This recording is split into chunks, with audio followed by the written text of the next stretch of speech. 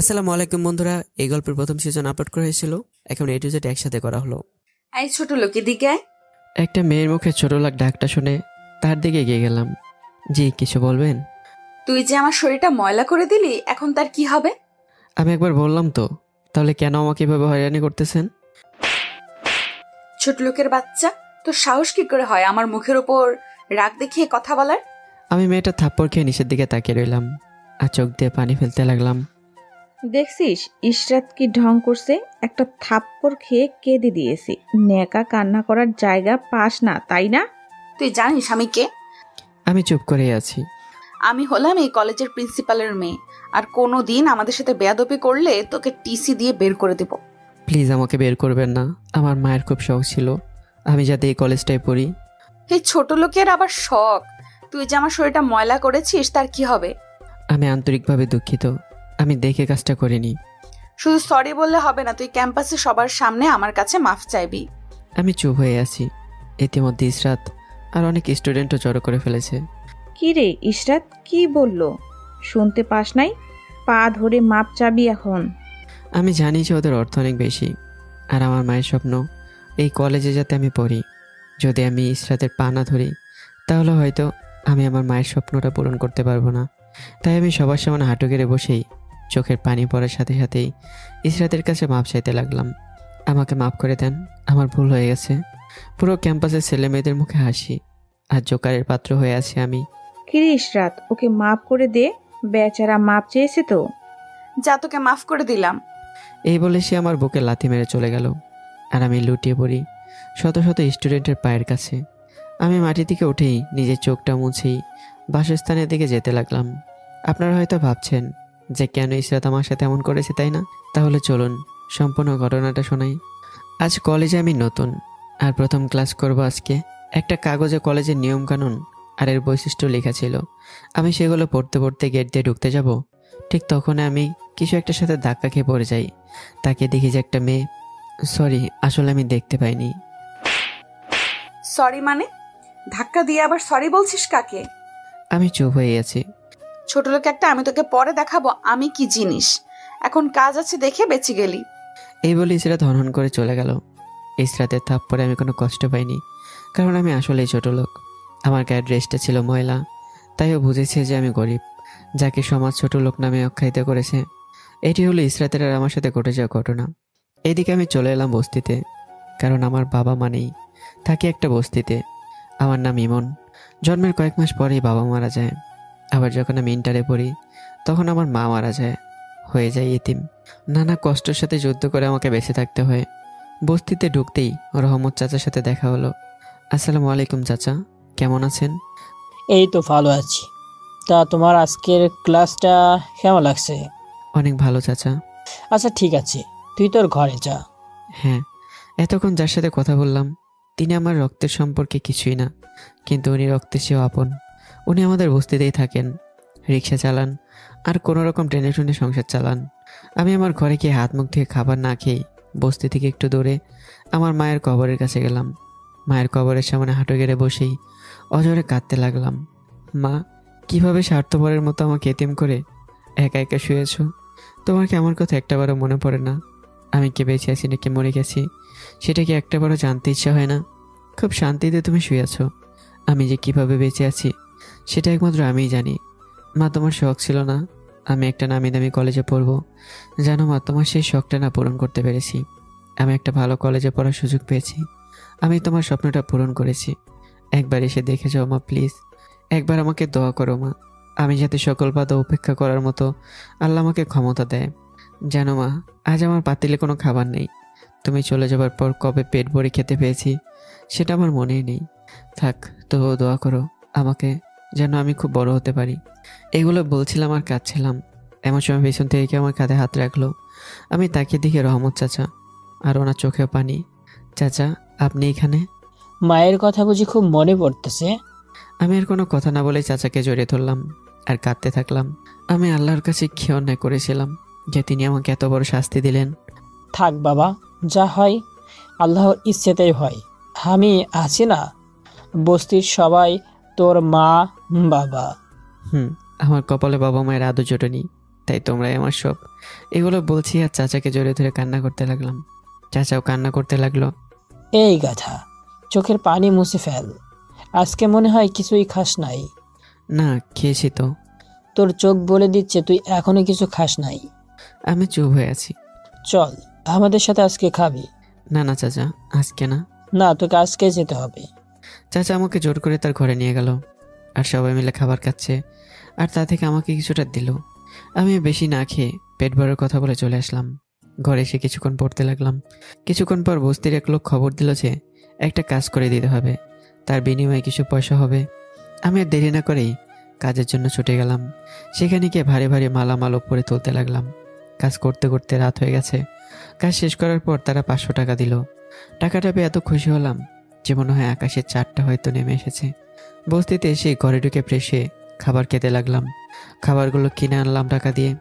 খাওয়ার পর বই পড়তে বসলাম। পড়তে পড়তে গভীর রাত হয়ে যায়, তাই পড়া শেষ করে দ্রুত ঘুমিয়ে গেলাম। পরের দিন কোনো মতে একটা জামা পরে কলেজের উদ্দেশ্যে রওনা দিলাম। গেট দিয়ে ঢোকার সময় পিছন থেকে একটা ছেলে ডাক দিল। আমি তাকিয়ে দেখি একটা ছেলে আমার দিকে আসছে। আপনি কি আমাকে ডাকছেন? তোমাকেই ডাকছি। বলুন, কি বলবেন? চলো ওইদিকে গিয়ে বসি, তারপর না হয় বলা যাবে। ওকে, তাহলে চলুন। আমি এই ছেলেটা এক জায়গায় গিয়ে বসলাম। আচ্ছা, কাল দেখলাম নুসরাত আপনাকে নানাভাবে অপমান করছে, কিন্তু কেন? আমি যে গরিব, আমি যে ছোট লোক, তাই করেছে। গরিব হয়েছে তো কি হয়েছে, তুমিও তো মানুষ। আচ্ছা, তোমার পরিবার সম্পর্কে কিছু বলবে আমাকে? কিন্তু আমি তো আপনাকে চিনি না। আমি তোমার সাথে এক ক্লাসেই ক্লাস করি, হয়তো তুমি খেয়াল করো না। হ্যাঁ, হয়তো। বলবা তোমার পরিবার সম্পর্কে? আমার পরিবার বলতে শুধু একটা বস্তি আছে, আর কিছুই নেই। মানে? শুনতে চান আমার জীবনের সুখগুলো? চাই। তাহলে শুনুন। তারপর ছেলেটিকে সবকিছু বলতে লাগলাম। কথাগুলো বলা শেষ করে দেখি ছেলেটির চোখ দিয়ে পানি পড়তে লাগলো। কি হলো আপনার? চোখে পানি কেন? না, এমনি। তুমি এত কষ্ট করে পড়াশোনা করো কিভাবে? সবই নিয়তি। তো আজ থেকে আমি তোমার ফ্রেন্ড, তুমি কি আমাকে ফ্রেন্ড বানাবে? আপনি আমার মতো ছোট লোকের সাথে ফ্রেন্ডশিপ করলে আপনাকে অনেক অপমানিত হতে হবে। কেউ আমাকে কিচ্ছু বলবে না। তুমি রাজি আছো কিনা ফ্রেন্ড হতে বলো? ওকে, তা তোমার নাম আর পরিচয় তো কিছুই জানি না। আমার নাম তানভীর, আর আমার বাবা একজন ব্যবসায়ী। ও, আজকে থেকে আমাদের ফ্রেন্ডশিপের মাঝে শুধু তুই থাকবে, তুমি আর আপনি মুছে যাবে, ঠিক আছে? ওকে। চল এখন ক্লাসে চল। চলো। আমি আর তানভীর ক্লাসের দিকে হাঁটা ধরলাম। দূর থেকে গতকালের মতো ইসরাত আবার ডাকছে। দোস্ত, তুই আজকে যাস না, ওরা তোকে অপমানিত করবে। গেলে আমাকে অপমান করবে, আর না গেলে আবার বাবা মা কি করবে। তাই আমি চাই না আমার জন্য বাবা মাকে কেউ অপমান করুক। প্লিজ তবুও যাস না। তুই ক্লাসে যা, আমি গিয়ে দেখি কি বলে। এই বলে ওদের সামনে গেলাম। আমাকে ডাকছেন? তোকেই ডেকেছি। এতক্ষণ লাগলো কেন আসতে? সরি, বুঝতে পারিনি। হয়েছে হয়েছে, আর বলতে হবে না। আমি চুপ হয়ে আছি। তোকে ডেকেছি একটা কাজ করার জন্য। কি কাজ করব? ওই যে আইসক্রিমওয়ালাকে দেখতে পাচ্ছিস, ওইখান থেকে আমাদের জন্য কয়েকটা আইসক্রিম নিয়ে আয়। ওকে। এই নে টাকা। আমি টাকাটা হাতে নিলাম। নিয়ে গিয়ে দোকান থেকে কয়েকটা আইসক্রিম নিয়ে আসলাম। এই নেন আপনাদের আইসক্রিম। সবাইকে হাতে হাতে দে। আমি কথা না বলে চুপচাপ তাদের দিকে তাকালাম। ইসরাতের এক বান্ধবীকে দেওয়ার সময় ইসরাত তার হাত দিয়ে হালকা ধাক্কা দিয়েছিল, যার কারণে আমার হাত থেকে আইসক্রিমটা পড়ে যায় আর তার বান্ধবীর জামায় লেগে যায়। কানা নাকি তুই? আমি তো ইচ্ছে করে ফেলিনি। তাহলে কি আমি ফেলেছি এইগুলো? এখন আমার জামাটা নষ্ট করে দিলি তুই? সত্যি বলছি, আমি ইচ্ছে করে দেইনি। আপনার বান্ধবী তার ধাক্কা খেয়ে এগুলো পড়ে যায়। কি তোর এত বড় সাহস, আমার নামে মিথ্যা বলিস? এই বলে ইসরাত আমাকে 2টা থাপ্পড় দিল। ওদের থাপ্পড় খেয়ে সাথে সাথে চোখ অন্ধকার হয়ে যাবে মনে হচ্ছে। তবুও আমি চুপচাপ গালে হাত দিয়ে দাঁড়িয়ে আছি। কোথায় থেকে যে পাগলগুলো আসে পড়ার জন্য বুঝতে পারছি না। এই, তুই তো শার্ট খোল। শার্ট খুলবো কেন? এত প্রশ্ন করিস কেন? খুলতে বলেছি তাই খুলবি, এত কথা শুনতে পারবো না। ইসরাতের থাপ্পড় খেয়ে মনে হচ্ছে ঠোঁট ফেটে গেছে, কারণ অনেক জ্বলছে আর ব্যথাও করছিল ঠোঁটগুলো। আমি আমার শার্ট খুললাম। গতকালের মতো আজকেও সবার হাসির পাত্র আমি হলাম। সবাই আমার দিকে তাকিয়ে তাকিয়ে হাসছে। আমি শার্ট খুলে দাঁড়িয়ে আছি। কিরে দাঁড়িয়ে আছিস কেন? ওর জামাটা পরিষ্কার করে দে। না না, আমি পরিষ্কার করতে পারবো। ও আমার শরীরে হাত লাগলে আমার শরীরটা ময়লা হয়ে যাবে আবার। সেটাও ঠিক। আজকে যে ভুলগুলো করছিস সেগুলো যাতে আর না করিস সেই দিকে নজর রাখবি। হ্যাঁ। শার্টটা গায়ে দে আর এখান থেকে এখন যা। আমি শার্টটা গায়ে দিয়ে ক্লাসে চলে আসলাম। দেখি তানভীর আমার জন্য জায়গা রেখেছে। কি রে, আমাকে রেখে চলে এলি যে? কি করব? দাঁড়িয়ে দাঁড়িয়ে তোর অপমানগুলো দেখবো? কেন, সবাই দেখতে পারে, তুইও দেখবি। কিরে, তোর গালে এগুলো কিসের দাগ? আর তোর ঠোঁটটা কাটলো কিভাবে? তার নাইবা প্রকাশ করলাম। আচ্ছা বাদ দে এইসব কথা। একটু পর ইসরাত আর তার ফ্রেন্ডরা চলে আসলো। আমি আর তানভীর চুপচাপ রইলাম। এই তোরা জানিস ছোট লোকেদের নাকি শখ থাকে? ইসরাত এইসব আমাকে শুনিয়ে শুনিয়ে বলতে লাগলো, আর তাদের ফ্রেন্ডরাও তার উত্তর দিতে লাগলো। কেন, তারা ছোট লোক হলেও কি হয়েছে? তাদের শখ থাকতেই পারে। ঠিক বলেছিস, যেটাকে বলে ছেঁড়া চুলে খোপা বাঁধা। এইসব ছোট লোকদের দেখলে খুব মেজাজ গরম হয়ে যায়। আরে ছোট লোকরা তো আমাদের দয়ার মাধ্যমেই চলে। ঠিক বলেছিস, আমরা যদি ওদের দয়া না করি তাহলে ওরা যে না খেয়ে মরবে। ইসরাত আর ওর ফ্রেন্ডদের কথা শুনে মেজাজ খুব খারাপ হতে লাগলো। তবুও মেজাজটা ঠান্ডায় পরিণত করলাম। একটা কথারও প্রতিবাদ করলাম না, কারণ প্রতিবাদ করার মতো ক্ষমতা আমার নেই। তাই মুখ বুজে সব সহ্যই করতে হবে। একটু পর স্যার এসে ক্লাস করাতে লাগলো। এইভাবে সবগুলো ক্লাস শেষ করে আমি আর তানভীর বাড়িতে ফিরছি। দোস্ত, এই টাকাগুলো তোর কাছে রাখ। তোর টাকা আমি নিতে যাব কেন? এত প্রশ্ন করিস কেন? তোকে নিতে বলেছি তাই নিবি, ঠিক আছে? গরিব বলে দয়া করছিস তাই না? একটা থাপ্পড় দিব এই কথা বললে। তোকে ফ্রেন্ড হিসাবে দিলাম। কিন্তু আমি তো নিতে পারবো না। না, তোকে নিতেই হবে। আর যদি আজকে টাকা না নিস তাহলে আমাদের ফ্রেন্ডশিপ এখানেই শেষ। কিন্তু দোস্ত। আর কোনো কিন্তু নেই, এখন টাকা নে, আমাকে আবার বাড়ি যেতে হবে। আমি তানভীরের কাছ থেকে টাকাটা নিলাম। আচ্ছা আমি যাই, কাল আবার দেখা হবে, কেমন? Okay bye. তানভীর চলে গেল আর আমি একটা হোটেল দিয়ে কিছু ভালো মন্দ খাবার কিনে আনলাম।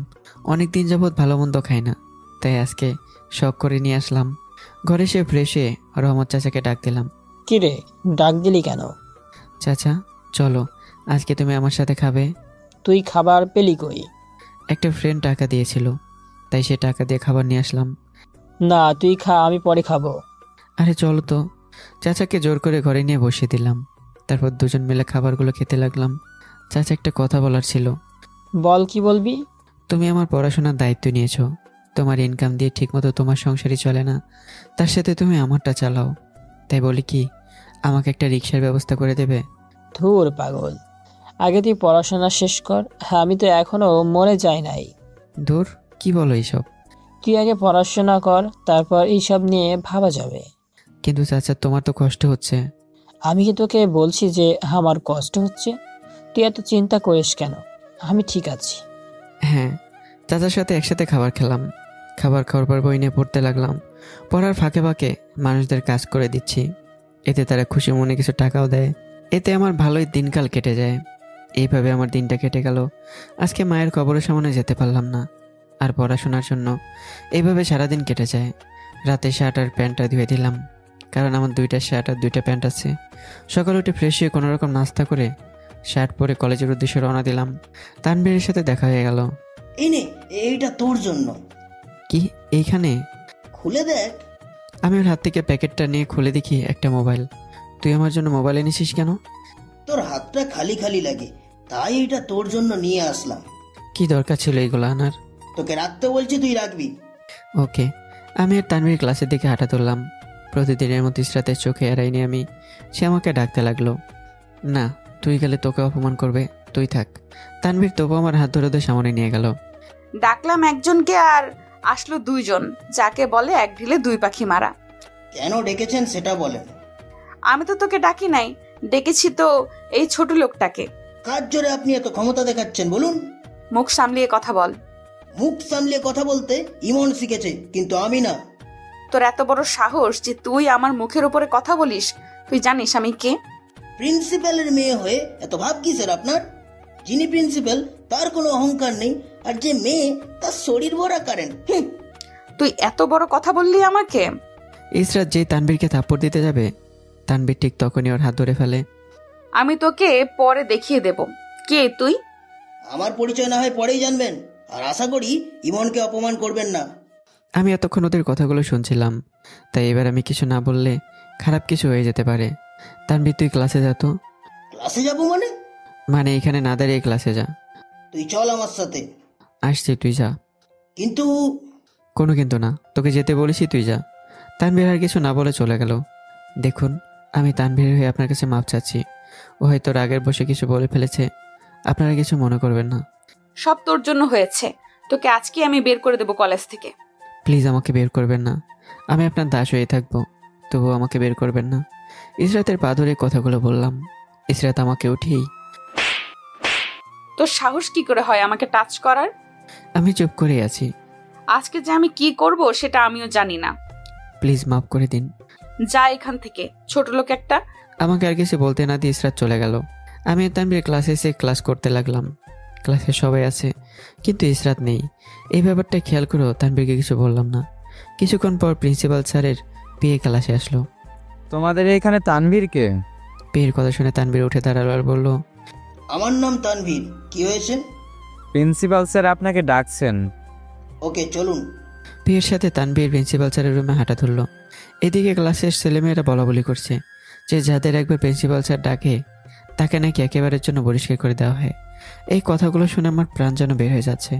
তানভীরের জন্য খুব খারাপ লাগছে, আজ আমার জন্য বেচারার এই অবস্থা। অন্যদিকে স্যার, আসবো? আসো। তানভীর প্রিন্সিপালের রুমে ঢুকে দেখে ইসরাত এক কোণে দাঁড়িয়ে আছে। তানভীরের বুঝতে কষ্ট হলো না যে এইগুলো ইসরাতের চক্রান্ত। বাবা, এই ছেলেটা আমার সাথে খুব বাজে ব্যবহার করছিল আর আমাকে টিস করেছিল। প্রিন্সিপাল স্যার তার দিকে মুখ তুলে তাকাতেই চমকে উঠলেন। আরে আসাদ, তুমি? আপনি তো আমাকে ডেকে পাঠিয়েছেন। ইশরাত বলল যে তুমি নাকি ওকে টিস করেছো। স্যার, আমি আপনার সব প্রশ্নের উত্তর দিব। আগে আপনাকে কয়েকটা প্রশ্ন করব, যদি অনুমতি দেন। ওকে, করতে পারো। স্যার, আপনার মেয়ে ইসরাত যতগুলো ছেলের নামে বিচার দিয়েছিল সবার নামে টিচ করার অপরাধ উল্লেখ করেছে, তাই না? হ্যাঁ, তাই তো। স্যার, আপনি চোখ থাকতেও অন্ধ হয়ে গেলেন। মানে কি বলতে চাইছো তুমি? স্যার, আমি বলতে চাই যে আপনি এই কলেজে প্রিন্সিপাল, আর এই কলেজে পড়ার স্বপ্ন নিয়ে অনেক ছেলেরাই আসে। সবার আর্থিক অবস্থা এক থাকে না স্যার। কেউ খুব বড় লোক থাকে, আবার কেউ খুব অহংকারী বেয়াদব থাকে, আবার কেউ খুব গরিব থাকে। যাদের আপনার মেয়ে নাম দিয়েছে ছোট লোক, যখন এরা পড়াশোনার জন্য আসে তখন এই আপনার মেয়ে তাদের ফলো করে আর তাদের ব্যাকগ্রাউন্ড নিয়ে আজে বাজে মন্তব্য করে আর তাদের সাথে বাজে ব্যবহার করে। যদি তারা প্রতিবাদ করে তাহলে বলে যে সে কলেজ থেকে নাকি বের করে দিবে। কিরে ইশরাত, আসাদ যা বলছে সেগুলা কি সত্য? আসাদ কে এখানে? ও হচ্ছে এই কলেজের প্রতিষ্ঠাতাদের মধ্যে একজন, প্রতিষ্ঠাতার ছেলে। ওকে আসাদ, জানি না ইশরাত তোমার নামে কি মন্তব্য করেছে। তুমি এখন ক্লাসে যাও, ব্যাপারটা আমি দেখছি। যদি আপনার মেয়ে আরেকবার কারোর সাথে এরকম খারাপ ব্যবহার করে, আশা করি আপনার মনটাকে শক্ত করে টিসি এর পেপারটা সাইন করে দিবেন। এই বলে তানভীর চলে এলো। আর এদিকে ক্লাসে আমার টেনশনে পাগল হয়ে যাওয়ার মতো অবস্থা। হঠাৎ তানভীর স্যারের কাছ থেকে অনুমতি নিয়ে ক্লাসে ঢুকলো। সবাই বলাবলি করছে যে হয়তো বহিষ্কার করে দিয়েছে। অবাক করে দিয়ে তানভীর আমার পাশে বসে আসতে লাগলো। কিরে, কি হয়েছে? সব পরে বলছি, আগে ক্লাসটা করে নেই। ওকে। ক্লাস শেষ করে আমি আর তানভীর একসাথে বাইরে গেলাম। এবার বল কি হয়েছে। শোন তাহলে। তানভীর আমার কাছে সব প্রকাশ করলো। বাইরে তোর সাহসকে আমি সেলুট জানাই। হয়েছে হয়েছে, তুই এখন বাড়িতে যা। বাকি ক্লাসগুলো আর করবি না? না, আজকে আর সেগুলো করবো না। তাহলে তুই যা, আমার ক্লাসগুলো করা খুব দরকার। তানভীর আমাকে বিদায় দিয়ে চলে গেল। আমি ক্লাসে ঢুকলাম, তখন দেখি ইসরাত ক্লাসে তার ফ্রেন্ডদের সাথে হাসি মুখে কথা বলছে। আমি সেই দিকে না দাঁড়িয়ে চুপচাপ আমার আসনে চলে আসলাম। ইসরাত আগের মতো আমাকে নিয়ে ঠাট্টা করতে লাগলো আর হাসি মজা করতে লাগলো। কোনো মতো ক্লাসগুলো শেষ করে আমি বস্তির দিকে রওনা দিলাম। ক্যাম্পাস থেকে বের হওয়ার সময় দেখলাম ইসরাত আমার দিকে আসছে। আমি দেখেও না দেখার ভান করে আছি। চুপচাপ হাঁটতে লাগলাম। হঠাৎ সে আমার গায়ের সাথে ইচ্ছে করে ধাক্কা খায় আর নিজে মাটিতে ভরে যায়। ইসরাত মাটি থেকে উঠেই, তোর সাহস কিভাবে হলো যে তুই আমাকে আবার ধাক্কা দিয়েছিস? আমি তো ইচ্ছে করে ধাক্কা দেইনি, আপনি তো দেখলাম ইচ্ছে করে ধাক্কা দিয়ে পড়ে গেলেন। তুই নিজে ধাক্কা দিয়ে এখন আমার নাম দিচ্ছিস? ইসরাতের থাপ্পড় খেয়ে কাটা জায়গাতে আবারও রক্ত পড়তে লাগলো। তবুও আমি চুপচাপ দাঁড়িয়ে আছি। একবার তোকে শিক্ষা দিয়েছিলাম, তোর সেটা মনে নেই? এমন সময় ইসরাতের ফ্রেন্ড ওর কাছে আসলো। কি হয়েছে ইশরাত এইখানে? এই ছোট লোকটা আমাকে আবার ধাক্কা দিয়ে ফেলে দিয়েছে। ওর সাহস দেখলে আমরা অবাক হয়ে যাই। ওকে আগেও একবার করেছিল, উচিত শিক্ষা দিয়েছিলাম, এখন আবার করছে। দেখিস না, এখন আবার শিক্ষা দিয়ে রক্ত বের করে দিয়েছি। এতে ওর শিক্ষা হবে না। আচ্ছা, এখন না এটার শাস্তি ওকে কাল দেব। সেটাই ভালো। ইসরাত ওর ফ্রেন্ডরা চলে গেল। আমি বস্তিতে ঢুকতেই রহমত চাচার সাথে দেখা। কি রে, তোর এই অবস্থা কেন? কই, কি হয়েছে আমার? তোর মুখে রক্ত কিসের? ও রক্ত, মানে বল কি হয়েছে?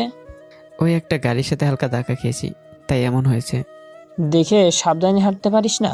অনেকখানি কেটে গেছে। ওকে, আমি ঠিক আছি। তুমি এখন কোথায় যাচ্ছ?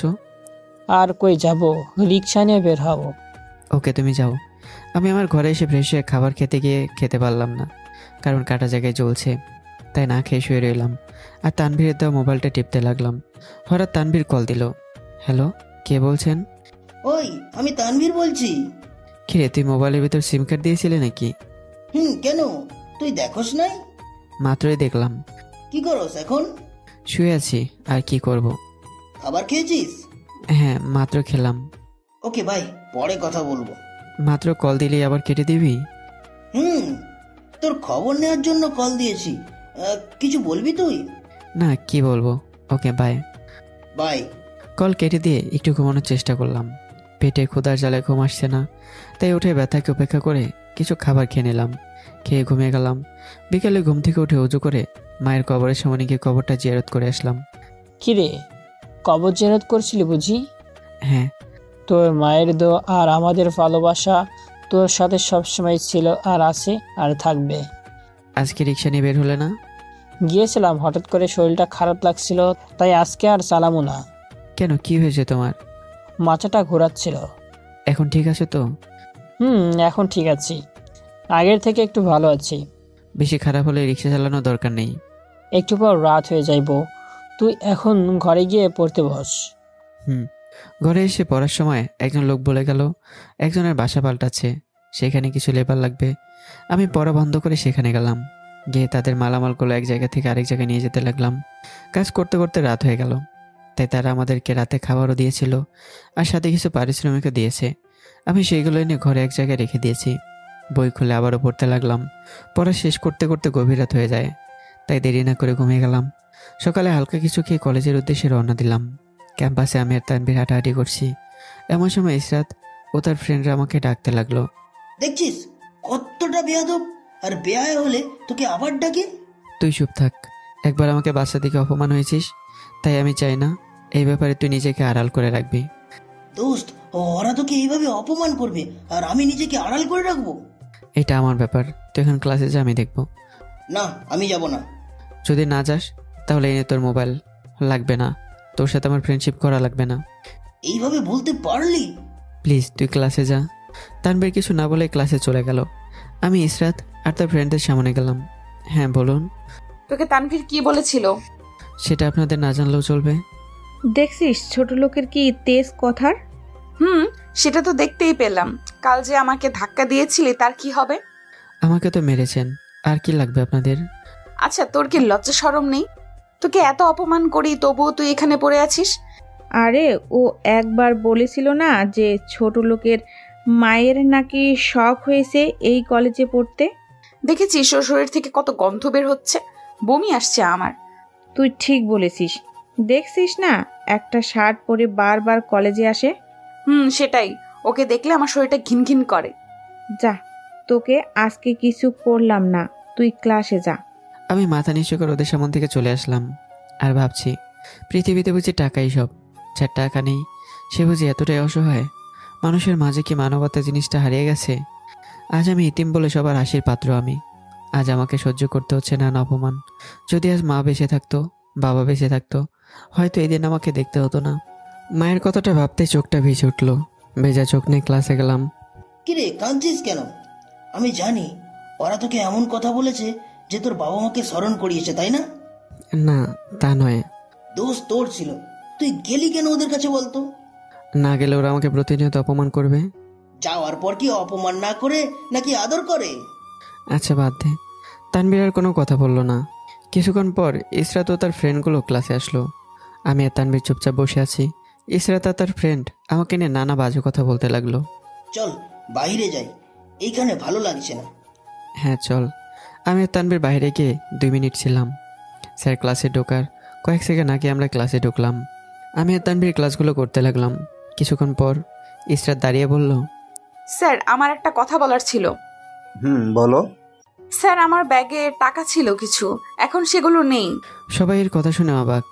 যে ক্লাসের মধ্যে টাকা চুরি করবে কে? সবাই চারদিকে বলাবলি করতে লাগলো। আমরা শুনে না শোনার ভান করে আছি। ইশরাত, তোমার কি কাউকে সন্দেহ হয়? জি স্যার, আমার কয়েকটাকে সন্দেহ হয় যারা আমাকে প্রায় ফলো করে।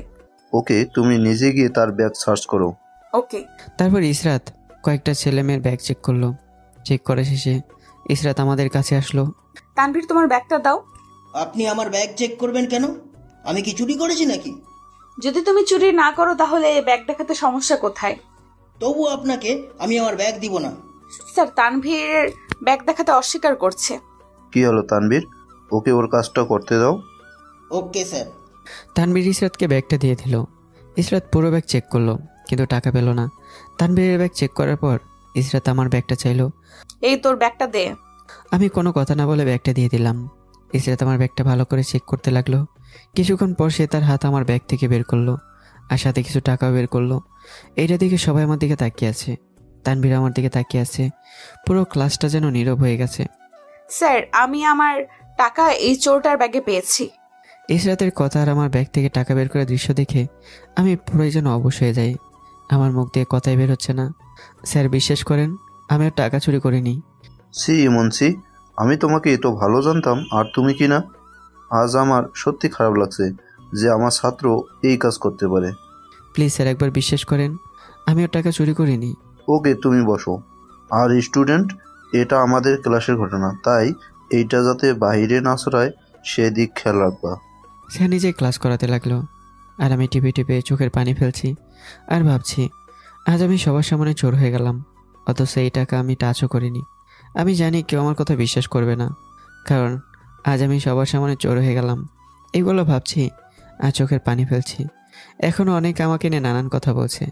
স্যার ক্লাস নিয়ে চলে গেল আর আমি আমার ব্যাগটা নিয়ে বাইরে চলে আসলাম। আসার সময় ইসরাত ও তার ফ্রেন্ডরা চোর চোর বলে বেড়াচ্ছিল। আমি ব্যাগ নিয়ে ক্যাম্পাসের এক কোণে বসে কাঁদতে থাকলাম। কিছুক্ষণ পর কেউ একজন আমার কাঁধে হাত রাখলো। আমি পিছনে তাকে দিকে তানভীর দাঁড়িয়ে আছে। আমি ওকে কিছু না বলে চুপচাপ বসে রইলাম। আমি জানি তুই চুরি করস নাই, ওই বেয়াদবটা তোকে ফাঁসিয়ে দিয়েছে। আমার মায়ের কসম খেয়ে বলছি দোস্ত, আমি চুরি করিনি। জানি আমি, যখন তুই আর আমি বাইরে গিয়েছিলাম তখন ওরা ব্যাগে টাকা ঢুকিয়ে দিয়েছিল। আজ আমি সবার সামনে চোর হয়ে গেলাম। ইসরাত আমার সাথে এমন কেন করে? আমি তো তার কোনো ক্ষতি করিনি। কেউ বিশ্বাস করুক বা না করুক, আমি তো জানি যে তুই চুরি করিস নাই। ইসরাত তার বাবার কারণে এত ক্ষমতা দেখাচ্ছে। জানিস দোস্ত, আমিও পারতাম ইসরাতের প্রতিবাদ করতে, কিন্তু আমি আমার মরা মায়ের কথা মনে করি সব রাগ পানি করে দেই। নিজের মনটাকে আরো শক্ত কর আর বাঁচতে শিখ মাথা উঁচু করে। এই কথা হয়তো তুই তোর মতো ছেলের জন্যই বলেছিস, কিন্তু আমার মতো ছেলের জন্য বলিসনি। এইটা সবার জন্য বলেছি। আমি এখন কিভাবে কলেজে আসবো? সবাই আমাকে এখন চোর হিসেবে চেনে। মন খারাপ করিস না, তুই এখন বাসায় যা। হ্যাঁ, তুই ক্লাস করবি? না আজকে করব না, তুইও করিস না। ওকে। তানভীরের কাছ থেকে বিদায় নিয়ে আমি বস্তির দিকে হাঁটা দিলাম। আজকে বস্তিতে না গিয়ে আগে মায়ের কবরের সামনে গেলাম। মায়ের কাছে মনের সব সুখ প্রকাশ করতে লাগলাম। কেমন আছো মা? জানি না তুমি কেমন আছো, তবে আমি খুব ভালো আছি, কারণ আমার প্রতিটা শ্বাস প্রশ্বাসের সাথে কষ্ট মিশে আছে। যখন তুমি ছিলে তখন তুমি আমাকে একটা ফুলের টোকাও লাগাতে দাওনি। আজ আমার থাকার কথা রাজপ্রাসাদে, আর আমি থাকছি একটা ময়লার বস্তিতে। মা জানো, তুমি মারা যাওয়ার পর তোমার মা বাবা আর ভাইয়ারা আমার থেকে সব সম্পত্তি কেড়ে নিয়ে আমাকে রাস্তায় বের করে দিয়েছিল। এতে আমার কোনো কষ্ট নেই, কারণ আল্লাহ আমাকে মাথা লোকাবার মতো জায়গা দিয়েছে। আজ অভাবের কারণে আমি চোর হয়েছি, যেটা ছিল আমার নামে মিথ্যা অপবাদ। মা তুমি তো কখনো আমাকে চুরি করতে শেখাওনি, তাহলে আজকে কেন আমি সবার সামনে চোর হলাম? কেন সবাই আমাকে নিয়ে হাসতে লাগলো? তুমি আমাকে কেন একা রেখে গিয়েছো? থাক, আর কিছুই বলবো না।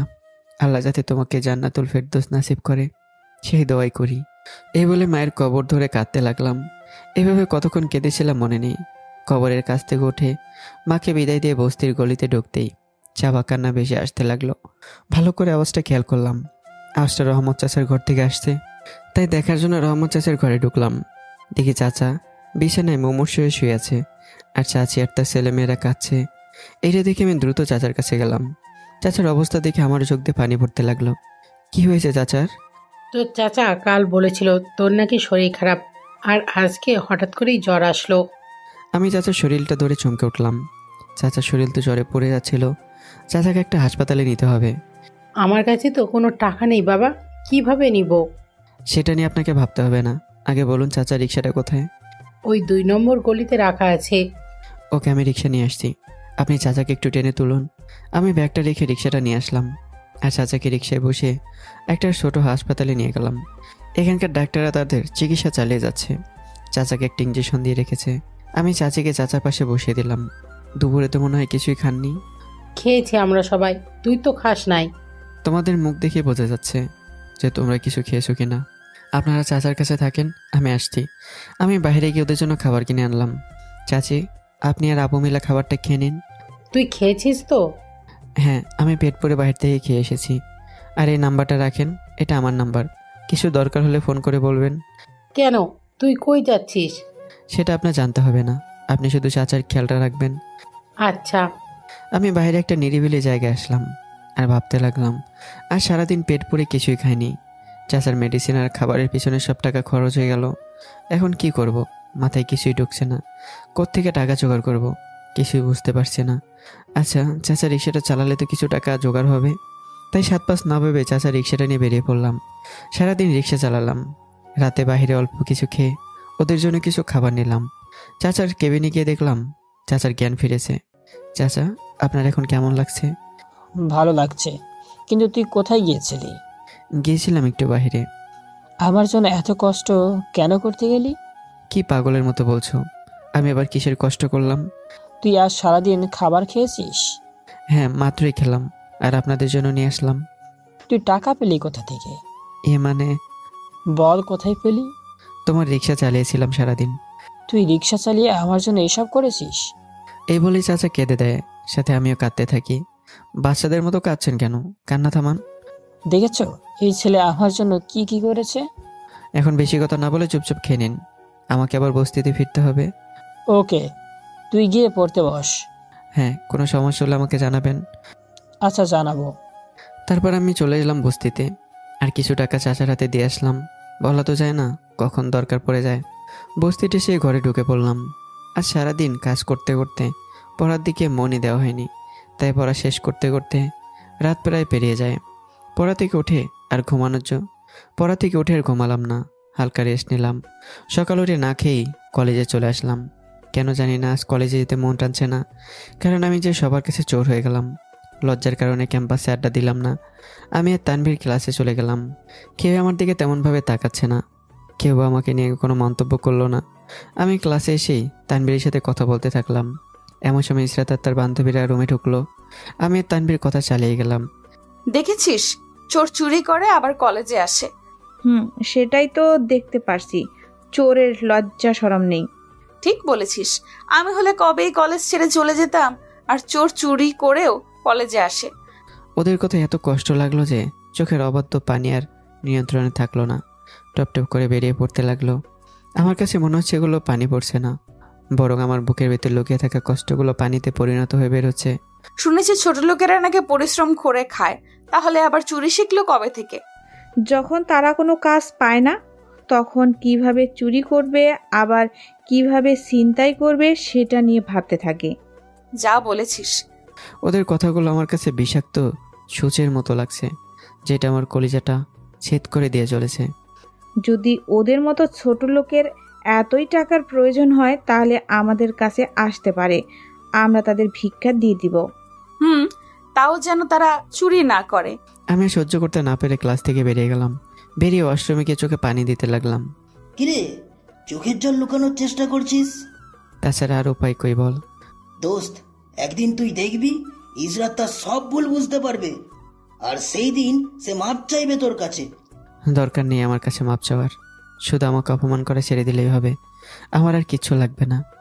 সেই দিন হয়তো আর বেশি দূরে নাই, তুই একটু অপেক্ষা কর। হ্যাঁ, এখন ক্লাসে চল, ক্লাসে যাই। চল, আমি আর তানভীর ক্লাসে চলে গেলাম। আমরা ক্লাসে ঢোকার 1 মিনিট পর স্যার ক্লাসে আসলো। স্যার ক্লাসটা করাতে লাগলো। আমি মন দিয়ে ক্লাস করলাম। ক্লাস শেষ হতেই আমি ব্যাগ নিয়ে বাইরে আসার সময়, কিরে কই যাস? আজকে আর ক্লাস করব না, বাড়িতে কাজ আছে অনেক। যাওয়ার কি খুব দরকার নাকি? খুব। ওকে, তাহলে যা, দেখা হবে পরে।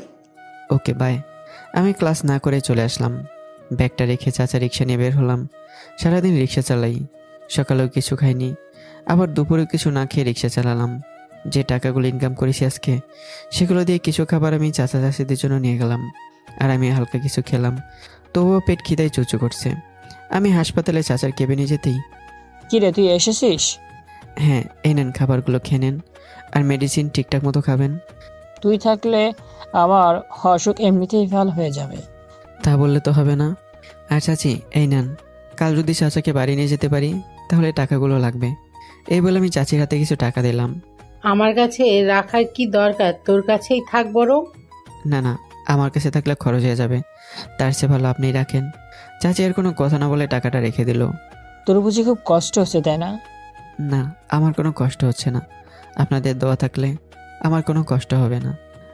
আমাদের দোয়া তোর সাথে সারা জীবন আছে বাবা। তোকে দোয়া করি আল্লাহ যাতে তোকে অনেক বড় করে। আচ্ছা চাচা, আমি যাই, খালাবার আসবো। ওকে তুই যা এখন। সময় মতো মেডিসিনগুলো খেয়ে নেবেন কিন্তু। আচ্ছা। আমি আর দাঁড়িয়ে না থেকে বস্তিতে চলে গেলাম। ঘরে ঢুকে শার্টটা খুলে ধুয়ে দিলাম, সাথে ফ্রেশ হয়ে বই নিয়ে পড়তে লাগলাম। সকালে উঠে কলেজে আজ গেলাম না, কারণ আজকে চাচা রিলিজ দেবে, তাই এখানে আমার থাকা জরুরি। তাই আমি কলেজে না গিয়ে হাসপাতালে গেলাম। সেখানে ডাক্তারের সাথে চাচার ব্যাপারে কথা বলে চাচাকে রিক্সায় বসে বস্তিতে নিয়ে এলাম। তারপর চাচাকে ঘরে নিয়ে এলাম।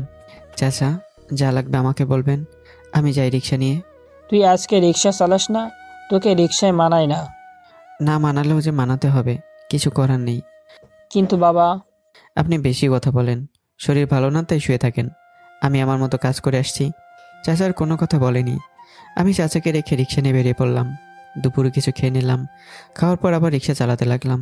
রিক্সা নিয়ে আসলাম রাতে। এসে দেখি চাচার ঘরে তানভীর বসে আছে। ওকে দেখে আমি খুব অবাক হয়েছি। কিরে তুই এখানে? তুই আজকে কলেজে গেলি না, তাই ভাবলাম তোর কোনো বিপদ হলো না তো। তার উপর আবার তোর মোবাইলও বন্ধ। তাই বলে তুই এই বস্তিতে আসবি? কেন, আসতে পারবো না নাকি? না না, সেটা না। কোথায় তোরা আর কোথায় আমরা? তুই কিন্তু এখন মার খাবি। হ্যাঁ ওকে সরি। তা তুই আমার বাসা চিনলি কেমনে? সকলকে বস্তির নাম জিজ্ঞেস করেছিলাম, আর সবাই দেখিয়ে দিল। বস্তিতে এসে ওনার চাচার কাছে তোর নাম জিজ্ঞেস করেছি, তখন উনি সব বলেছে। ওকে চল তোর ঘরে যাই। 1 সেকেন্ড দাঁড়া। তারপর আমি চাচার হাতে কিছু টাকা দিয়ে দিলাম। হ্যাঁ এবার চল।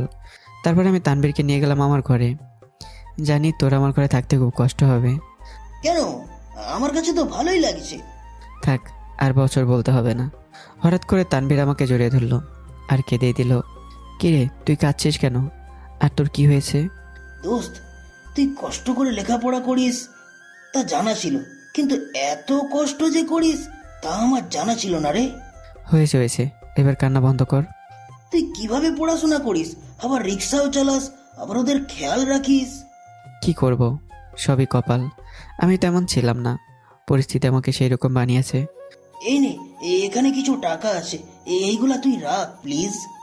ধুর পাগল, আগে একবার দিয়েছিস, এখন দেওয়া লাগবে না। তোকে রাখতে বলেছি তাই তুই রাখবি। এই কথা বলে তানভীর টাকাগুলো জোর করে ঢুকিয়ে দেয় আমার পকেটে। এটা কোনো কাজ করলি তুই? এটাই কাজ। আচ্ছা, আমি তোর জন্য খাবার নিয়ে এসেছি, এই নে। তুই আবার আমার জন্য খাবার আনতে গেলি কেন? তুই আর আমি একসাথে আজ এক ঘরে এক বস্তিতে খাবো, তাই নিয়ে এসেছি। তুই একটা পাগল। বন্ধুত্বের পাগল। তারপর আমি আর তানভীর একসাথে খাবার খেলাম। দোস্ত আমি যাই, না হলে আমার দেরি হয়ে যাবে। হ্যাঁ ওকে, সাবধানে যাস। ওকে। তানভীর চলে গেল। আমি পড়াশোনা নিয়ে ব্যস্ত হয়ে পড়লাম। ব্যস্ততা কেটে উঠতে উঠতে গভীর রাত হয়ে যায়, তাই ঘুমিয়ে পড়লাম। পরের দিন সকালে কলেজে গেলাম। ক্যাম্পাসে দাঁড়ালাম না ইসরাতের ভয়ে, তাই ক্লাসে আমি আর তানভীর চলে আসলাম। মনে মনে যেই ভয়টা পেয়েছি ঠিক সেটাই হলো। ইসরাত আর ফ্রেন্ডরা আমাকে অপমান করার জন্য ক্লাসে চলে আসলো, আর আমাকে প্রত্যক্ষভাবে অপমান না করে পরোক্ষভাবে করতে লাগলো। এই তোরা কি জানিস একটা কথা, আগে আমাদের ক্লাসে ছোট লোক ছিল আর এখন একজন রিক্সাওয়ালা আছে। আমি ইসরাতের কথাগুলো শুনে অবাক হয়ে গেলাম। এই মেয়ে কিভাবে জানে যে আমি রিক্সা চালাই? না রে, জানতাম না। বল তো সেই ছেলেটা কে? কে আবার? ওই ছোট লোকটা এখন রিক্সা চালায়। আমাদের কলেজের মান সম্মান সব ডুবিয়েছে। এখন ওর সাথে কথা বলতেই ভালো লাগে না। রিক্সা চালানোর পর থেকে ছোট লোকটার গায়ে থেকে বাজে গন্ধ বের হচ্ছে। তুই ঠিক বলেছিস। দেখিস না একটা জামা কয়দিন পরে আসে। আরো কত কি যে দেখতে হবে আমাদের, আল্লাহ ভালো জানে। কলেজে একবার ছোট লোক ভর্তি হয়েছিল, এরপর চোরের রূপ নিয়েছিল, আর এখন আবার রিক্সাওয়ালার রূপ নিল। ঠিক বলেছিস, এদের এত অপমান করার পরেও এদের শখ মেটে না। আমি ওদের কথা শুনে চুপচাপ হয়ে রয়েছি। ওদের অপমান শুনতে শুনতে অভ্যস্ত হয়ে গেছি, তাই চোখ দিয়ে আর পানি পড়ছে না। তবে তানভীর রেগে গিয়েছে অনেক। আমি তাকে সান্ত্বনা দিয়ে বসিয়ে রাখলাম। আমার মন চাচ্ছে আমি ওদের হাতগুলাকে ভেঙে দিই। এত রাগ কেন তোর? বলছে আমাকে, তোকে তোর বলছে না। ভাই, তোকে কেউ কিছু বললে আমার কষ্ট হয়, তাই তোর নামে বাজে কথাগুলো আমি সহ্য করতে পারি না। তুই তো বলেছিস অপেক্ষা করতে, যে ওরা নাকি ওদের ভুল বুঝতে পারবে, তাহলে তুই রেখে যাচ্ছিস কেন? ওকে। আমি ওর কথা বাড়ালাম না। স্যার ক্লাস এসে ক্লাস করাতে লাগলো। ক্লাস শেষ করে আমি চলে আসলাম বস্তিতে। এসে এই চাচার সাথে আবারও খেয়ে আমি রিক্সা নিয়ে বের হলাম। রিক্সা চালাতে চালাতে হঠাৎ একটা গাড়ির সাথে ধাক্কা খেলাম। সাথে সাথে আমি পড়ে যাই, আর রিক্সাটা কিছুটা ভেঙে যায়। রিক্সার ভাঙা অবস্থা দেখে আমার প্রাণটা কেঁদে উঠল, কারণ আমার এত সামর্থ্য নেই যে রিক্সা মেরামত করব। আমার হাতে পায়ে কিছুটা ছিলে যায়। এমন সময় গাড়ি থেকে একজন লোক নেমে এলো, যাকে দেখে আমি অবাক হয়ে যাই, কারণ তার সাথে আমার আত্মার সম্পর্ক। লোকটা হচ্ছে আমার মামা। মামা আমাকে দেখে আমার কাছে দৌড়ে আসলো। তোর কিছুই হয় নাই তো? না, আমার কিছু হয়নি। তোর তো অনেক জায়গায় কেটে গেছে, চল মেডিসিন কিনে দেই। না, আমার লাগবে না, আমি ঠিক আছি। আরে চল তো। তারপরও মামা আমাকে একটা ফার্মেসিতে নিয়ে গেলেন, কিছু মেডিসিন কিনে দিল, আর আমার হাতটা ব্যান্ডেজ করিয়ে দিল। তোর সাথে আমাদের কিছু কথা ছিল। কিন্তু আমার তো কোনো কথা নেই তোমাদের সাথে। প্লিজ একবার আমার সাথে চল প্লিজ। মামা এমনভাবে অনুরোধ করতে লাগলো যে আমি না গিয়ে আর পারলাম না। মামা আমাকে গাড়িতে বসে বাড়িতে নিয়ে গেল, যে বাড়িতে আগে আমি আর আমার মা বাবা থাকতাম। আজ সেই বাড়িতে আমার মামার পরিবার থাকছে। মামা আজ হঠাৎ করে সে বাড়িতে নিয়ে গেল। বাড়িটাকে দেখে চোখটা ভিজে উঠল, তবুও মনকে শক্ত করে বাড়ির ভিতরে গেলাম। আমাকে দেখে নানি খুব খুশি হয়ে গেল। তিনি আমাকে জড়িয়ে ধরে কান্না করে দিলেন। আমি কিছুই বললাম না, কিন্তু মনের ভেতরে একটা খটকা রয়ে গেল। আজ হঠাৎ করে কেন তারা এইভাবে ভক্তি দেখাচ্ছে, মাথায় তো কিছুই ঢুকছে না। তারা সবাই আমাকে একটা রুমে নিয়ে গেলেন, যেখানে একজন মধ্যবয়স্ক লোক শুয়েছিলেন। আমি ভালো করে তাকে দেখে তিনি আর কেউ নয়, বড় প্রদীপ বরং আমার জ্বলেছে। নানা। নানা আস্তে আস্তে আমার দিকে তাকালেন, আর হাত দিয়ে আমাকে কি জানি ইশারা করতে লাগলেন। আমি তার কাছে গিয়ে তার বুকে মাথা রাখলাম। তিনি আমাকে নানান কথা বলল, তার সব কথা মুখে আটকে যাচ্ছে, তবুও অনেক কিছুই বলল। আমি আসামের ন্যায় দাঁড়িয়ে আছি, আর তাদের আচরণগুলো দেখতে লাগলাম। দেখলাম নানা আমাকে ধরে কেঁদে দিয়েছেন। তারপর তারা সবাই আমাকে নিয়ে একটা রুমে বসলো। দেখ ইমন, আমরা তোর সাথে অনেক খারাপ ব্যবহার করেছি, তোকেই তোর বাড়ি থেকে বের করে দিয়েছি, প্লিজ আমাদের মাফ করে দে। না না, এইভাবে বলবেন না। আমি একজন রিক্সা চালক, তাই এইসবের যোগ্য আমি না। আমরা জানি তুই আমাদের মাফ করতে পারিস নাই। জানিস তোকে কেন এইখানে ডাকা হয়েছে? না, কেন? তোকে বের করে দেওয়ার কয়েকদিন পর বাবা পরপর 2 বার স্ট্রোক করেন। অনেক ডাক্তার দেখিয়েছিলাম, কিন্তু তাতেও কোনো লাভ হয় নাই। বাবা মাঝে মাঝে খুব অদ্ভুত আচরণ করতেন, তাই আমরা একটা কবিরাজ এনে দেখিয়েছিলাম। তিনি বলেছিল যে বাবার কঠিন ব্যায়াম অর্থাৎ অসুখ হয়েছে, যখন তখন তিনি মারা যেতে পারেন। শুধু তাই নয়, তোর নানার প্রতি রাতে তোকে স্বপ্ন দেখতো। তাই তোর নানা বলেছে যে মরার আগে কোনো পাপ করে যেতে চান না, তাই তিনি তোর সব সম্পত্তি তোর নামে করিয়ে দিয়ে গেছে। এখন আমি কি করব? আমি চাই তুই আমাদের সাথে থাক, আমরা আগের মতো একসাথে মিলেমিশে থাকবো। তা হয় না, আমার স্থান যে এখন বস্তিতে। আজ থেকে তুই এইসবের মালিক, আর তুই চাইলে আমাদের বের করে দিতে পারিস। ছি ছি, আপনারা তো আমাকে লজ্জা দিচ্ছেন। তোকে দেখে এখন আমরা তোর কাছে অপরাধী হয়ে গেলাম। না না, সে কথা বলবেন না। আমি পারবো না আপনাদের সাথে থাকতে। কেন? তুই জানিস আমি তোকে কত খুঁজেছি, সারা শহর খুঁজেছিলাম তোকে আমি। মামা, আপনি যে রিক্সাটা ভেঙেছিলেন তার কি হবে? একজন গরিব চাচা রিক্সা ছিল ওইটা। ওকে, তাহলে আমি যাই এখন। সে কি, কোথায় যাবে এখন? বস্তিতে, সেটাই আমার ঠিকানা। তুই আমাদের সাথে থাকবি না আর কোনো? আমি আসবো সেই দিন, যেদিন আমি বিয়ে করে ঘরে বউ তুলবো। দাঁড়া, তোকে একটা জিনিস দিব। কি? এই নে ক্রেডিট কার্ড, যখন টাকা লাগে তুলে নিবি। না না, টাকা আমার দরকার নেই। এগুলো সব তো তোর টাকা, আমার না, তাই তোকে নিতে বলেছি। কিন্তু মামা। কিন্তু না, তুই এখন চুপচাপ কার্ডটা নে। আমি আর কথা না বলে কার্ডটা নিলাম। আজ আমার অনেক খুশি লাগলো যে আমি আমার পরিবারকে ফিরে পেয়েছি। যেখানে আমার রিক্সা ছিল সেখানে গেলাম, গিয়ে কোনো মতে রিক্সাটা ঠেলতে ঠেলতে মেরামত করতে দিলাম। রিক্সা ঠেলার সময় ইসরাত আমাকে দেখে ফেলেছে আর আমাকে ফলো করতে লাগলো। ইসরাত আমাকে যে ফলো করছে সেটা আমি টের পেলাম না। এই ছোট লোকটা কি কি করে আজকে? ওর পরিবার কি, ওই থাকে, সব জানবো আজ। কলেজে অপমান করতে পারবো। ইসরাত আমাকে ফলো করতেই লাগলো। আমি বস্তির দিকে হাঁটা ধরলাম। বস্তির পাশে ছিল মায়ের কবর। একটা পুকুর থেকে উঁচু করে এসে মায়ের কবরটা জিয়ারত করলাম। ছোট লোকটা কার কবর জিয়ারত করছে? কে মারা গেল তার? জিয়ারত শেষে মায়ের কবরের সামনে গেলাম। কি হলো? ও আবার এখানে বসলো কেন? আমি মায়ের কবরের সামনে হাঁটু গেড়ে বসে পড়লাম আর মায়ের কথা মনে পড়তেই অঝরে কাঁদতে লাগলাম। এ কি, ছোট লোকটা আবার কাঁদছে কেন? এখানে কাদার কি আছে দেখি, পরে কি করে? আমি মায়ের কবরের সামনে বসে বলতে লাগলাম, মা কেমন আছো? আমি খুব ভালো আছি, আমাকে নিয়ে তুমি চিন্তা করো না। জানো মা, আজ আমার জীবনের সবচেয়ে বড় খুশির দিন, কারণ আজ আমি আমার পরিবারকে আবার ফিরে পেয়েছি। থাক, সেই কথা আজ আর বলবো না। মা গো, তুমি আমাকে দোয়া করো আমি যাতে অনেক বড় হতে পারি। মা, তুমি আমাকে দোয়া করো আমি যাতে কলেজের সকলের কাছে প্রমাণ করতে পারি যে আমি চোর নই। মা, আজ একটু আমার কাছে আসবে? তোমাকে আজ কতদিন হলো দেখি না, তোমার আদর পাই না, আজকে অনেক দিন। প্লিজ মা, আজকে আমাকে একটু আদর করবে? আমার বুকটা ফেটে যাচ্ছে কষ্টে। আমি যে আর মানুষের অপমান সহ্য করতে পারছি না। অনেকে আমার জন্য তোমাদের গালাগালি করে মা, এর জন্য আমাকে মাফ করে দাও। এগুলো বলছি আর চিৎকার করে কান্না করতে লাগলাম। এইদিকে ইসরাতের চোখ আর শুকনো রইল না, স্রোতের মতো বের হতে লাগলো তার চোখের পানি। আজ ইসরাত নিজেকে বড্ড অপরাধী মনে করছে। এদিকে আমি কবরের সামনে থেকে উঠে বস্তির দিকে ঢুকতেই চাচার সাথে দেখা। কিরে, তোর কি হয়েছে? কই, কিছু না তো। তাহলে তোর হাতে পায়ে ব্যান্ডেজ করা কেন? আমি চুপ হয়ে আছি। কিরে, বলবি তো কিছু? আসলে চাচা, হয়েছে কি, আজকে রিক্সাটা একটা গাড়ির সাথে ধাক্কা খেয়ে পড়ে যায়, তাই আমার এই অবস্থা। তোর কিছু হয় নাই তো বাবা? না না, আমার আর কিছু হয়নি। রিক্সা এখন কোথায়? গ্যারেজে দিয়ে আসছি। ওকে, তুই ঘরে গিয়ে খাবার খা, আমি একটু গ্যারেজে গিয়ে দেখি। এই বলে আমি ঘরে ঢুকলাম আর আমার অজান্তেই ইসরাত দূর থেকে সব দেখে নিয়েছে। চাচা, ছেলেটি কে ছিল আপনি যার সাথে এতক্ষণ কথা বলছিলেন? আর বইল না মা, ওর নাম ইমন। ও হচ্ছে এই পৃথিবীর সবচেয়ে হতভাগা সন্তান। চলেন আমরা এক জায়গায় বসে কথা বলি। চলো। তারপর চাচা আর ইসরাত একটা গাছের নিচে বসলো। কিন্তু মা, তুমি কে? তোমাকে তো চিনলাম না। আপনি আমাকে চিনবেন না, আমি ইমনের সাথেই পড়ি।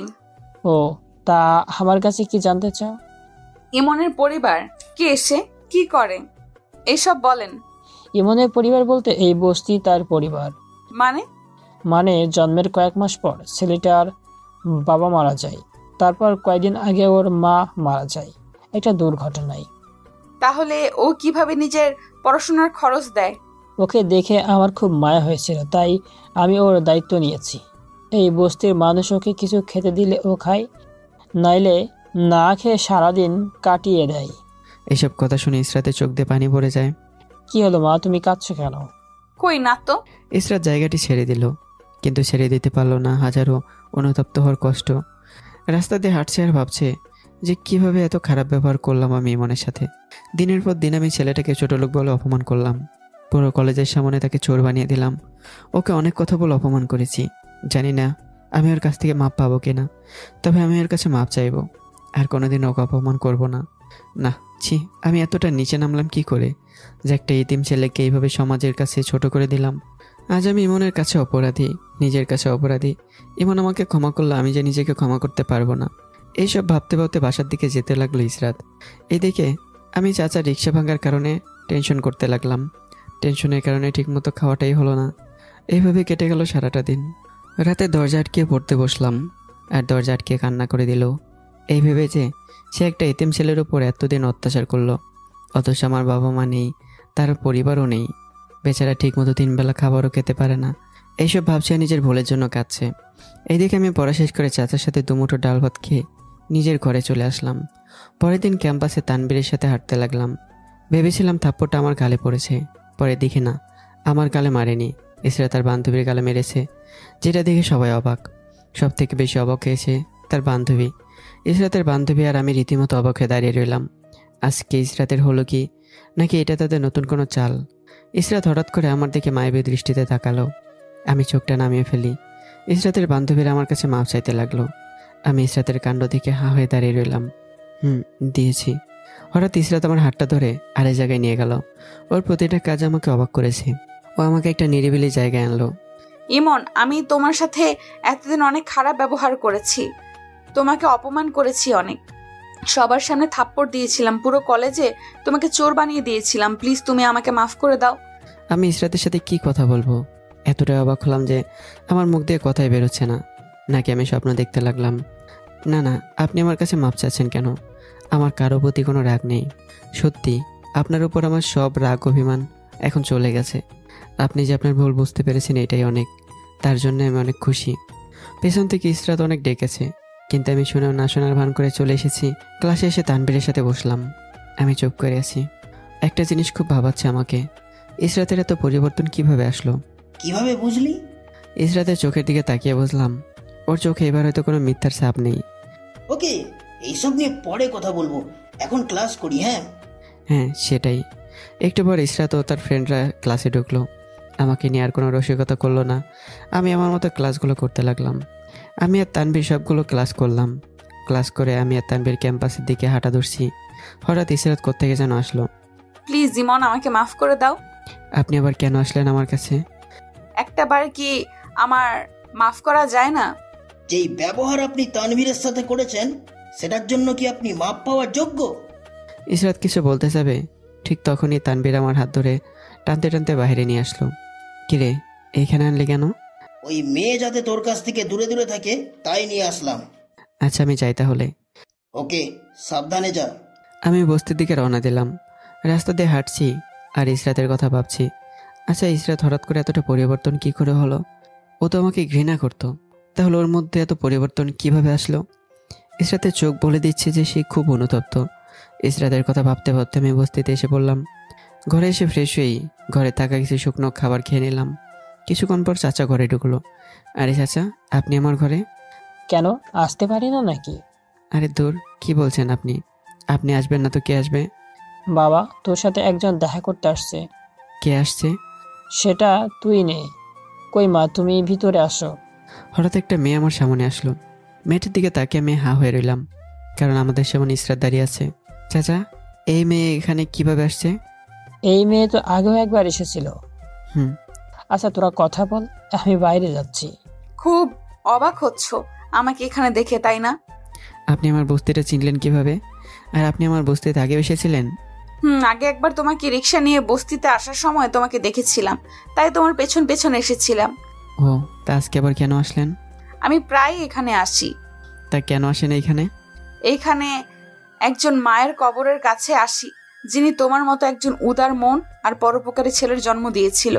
আপনি আমার মায়ের কবরের সামনে আসেন? আমি তোমার নামে সব জানি, আর তোমার পরিবারের ব্যাপারেও সব জানি। সব কিভাবে জানলেন আপনি? আমাকে রহমত চাচা বলেছিল। ও, তোমার এইখানে আমার একটা অনুরোধের জন্য ছুটে আসলাম। কিসের? তুমি আমাকে ক্ষমা করে দাও প্লিজ। বললাম তো আপনার উপর কোনো রাগ নেই আমার। তোমার চোখ বলে দিচ্ছে যে তুমি কতটা ঘৃণা করো আমাকে। তা যদি বুঝতে পারেন তাহলে আপনি আর আমার সামনে আসবেন না। ইসরাত এর মধ্যে নিজের চোখের পানি ছেড়ে দিয়ে কাঁদতে থাকে। তুমি যদি আমাকে মাফ না করো তাহলে আজই ছুরি দিয়ে নিজেকে রক্তাক্ত করে ফেলবো। আমি তাকে দেখি ইসরাত একটা ছুরি হাতে নিয়ে দাঁড়িয়ে আছে। কি পাগলামো করছেন আপনি? হাত থেকে ছুরিটা ফেলে দিন। তোমার কাছে হয়তো পাগলামি মনে হচ্ছে, কিন্তু আমার কাছে নয়, আমি সত্যি বলছি। ইসরাতের কিছু বুঝে ওঠার আগেই আমি ইসরাতকে জাপটে ধরে ওর হাত থেকে ছুরিটা নিয়ে নেই আর ঠাস করে একটা থাপ্পড় বসিয়ে দিই তার গালে। পাগল হয়ে গেছেন আপনি? এইগুলো নিয়ে মজা করে? ইসরাত কিছু না বলে চুপচাপ গালে হাত দিয়ে দাঁড়িয়ে আছে। আমি তোমার মাফ পাওয়ার জন্য এত কিছু করেছি, আমাকে কি একবারও মাফ করা যায় না? আমি কিছু না বলে চুপচাপ ইসরাতের হাত ধরলাম। ইসরাত খুব অবাক হয়ে তাকিয়ে আছে। হাত ধরার জন্য মাফ করবেন, তবে সত্যি বলছি আপনার উপর আমার কোনো রাগ নেই। আমি আপনাকে মাফ করে দিয়েছি। সত্যি বলছো? হ্যাঁ সত্যি। ইসরাত হঠাৎ একটা কাজ করে বসলো যেটার জন্য আমি প্রস্তুত ছিলাম না। ইসরাত আমাকে জড়িয়ে ধরে। আমি ওর কাজে খুব অবাক হয়ে গেলাম। এই কি করছেন আপনি? ছাড়ুন আমাকে। এই বলে আমি ইসরাতকে ধাক্কা দিয়ে সরিয়ে দিই। সরি, আসলে বুঝতে পারি নাই। ওকে ঠিক আছে। তাহলে আজ থেকে আমরা ফ্রেন্ড, কেমন? এতিমের সাথে বন্ধুত্ব করলে তো আপনার মান সম্মান যাবে, তাই কি দরকার এইসবের? তুমি বেশি বেশি বলতেছো। আমি যা বলেছি তাই হবে, আজ থেকে আমরা ফ্রেন্ড। পারবেন তো আমাকে বন্ধু চোখে দেখতে? পারবো, আর আমাকে তুমি করে বলতে হবে। না না, তুমি করে বললে কেমন জানি দেখায়। আপনি ঠিক আছে। না, আমাকে তুমি করে বলতে হবেই। ওকে ওকে, বলবো। গুড, এবার তোমার নাম্বারটা দাও। আমার নাম্বার দিয়ে আপনি কি করবেন? আবার আপনি? ওহ সরি, তা কি করবে আমার নাম্বার দিয়ে? কেন, ফ্রেন্ড কি কল করতে পারে না? পারে, কিন্তু আর কোনো কিন্তু নেই। এখন নাম্বার দিবা কি না? আমি ভয়কে নাম্বারটা দিলাম, নইলে আবার কি করে বসে আল্লাহ ভালো জানে। ওকে, আমি তাহলে আজকে যাই। Okay bye. ইসরাত চলে গেল। আমি কিছু না ভেবেই বিছানায় শরীর ঢেলিয়ে দিলাম। এলে দিতে ঘুম লেগে গেল 2 চোখে।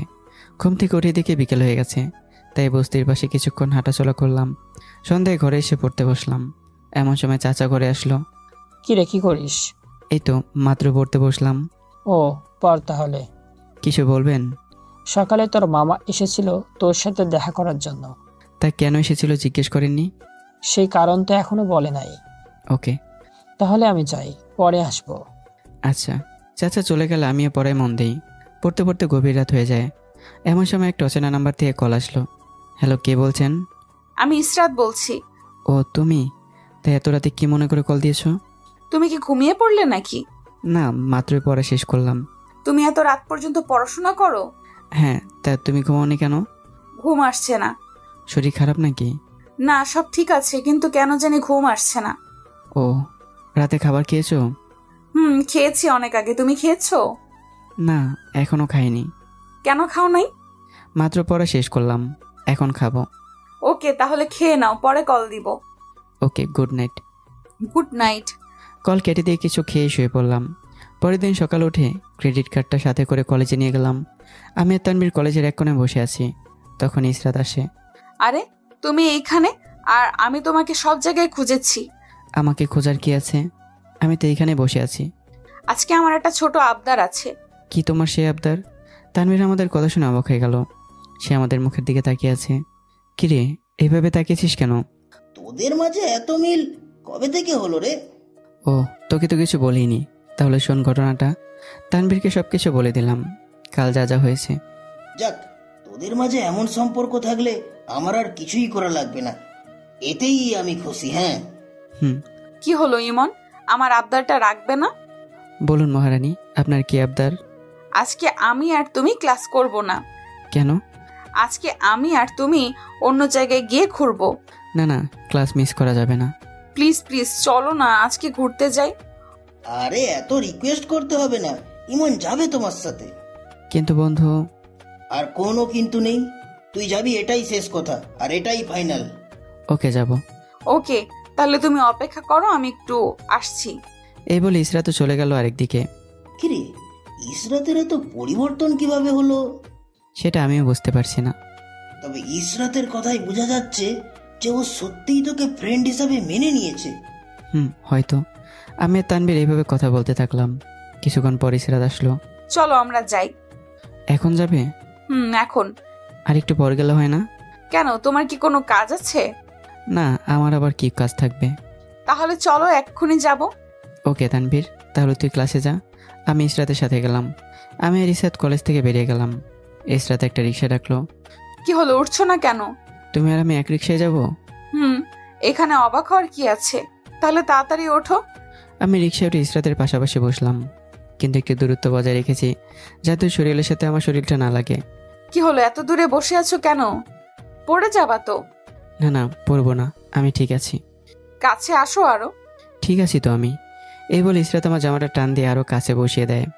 ইসরাতের শরীরের সাথে আমার শরীরটা লাগছে, কিন্তু ইসরাতের কোনো রিয়াকশন নেই। এইভাবে কতক্ষণ চলার পর রিক্সা একটা পার্কের সামনে এসে থামলো। আমি আর ইসরাত ভিতরে গেলাম। দুজনে খুব পাশাপাশি বসে আছি। ঘুরতে এসে তোমার ভালো লাগছে না? লাগছে মোটামুটি।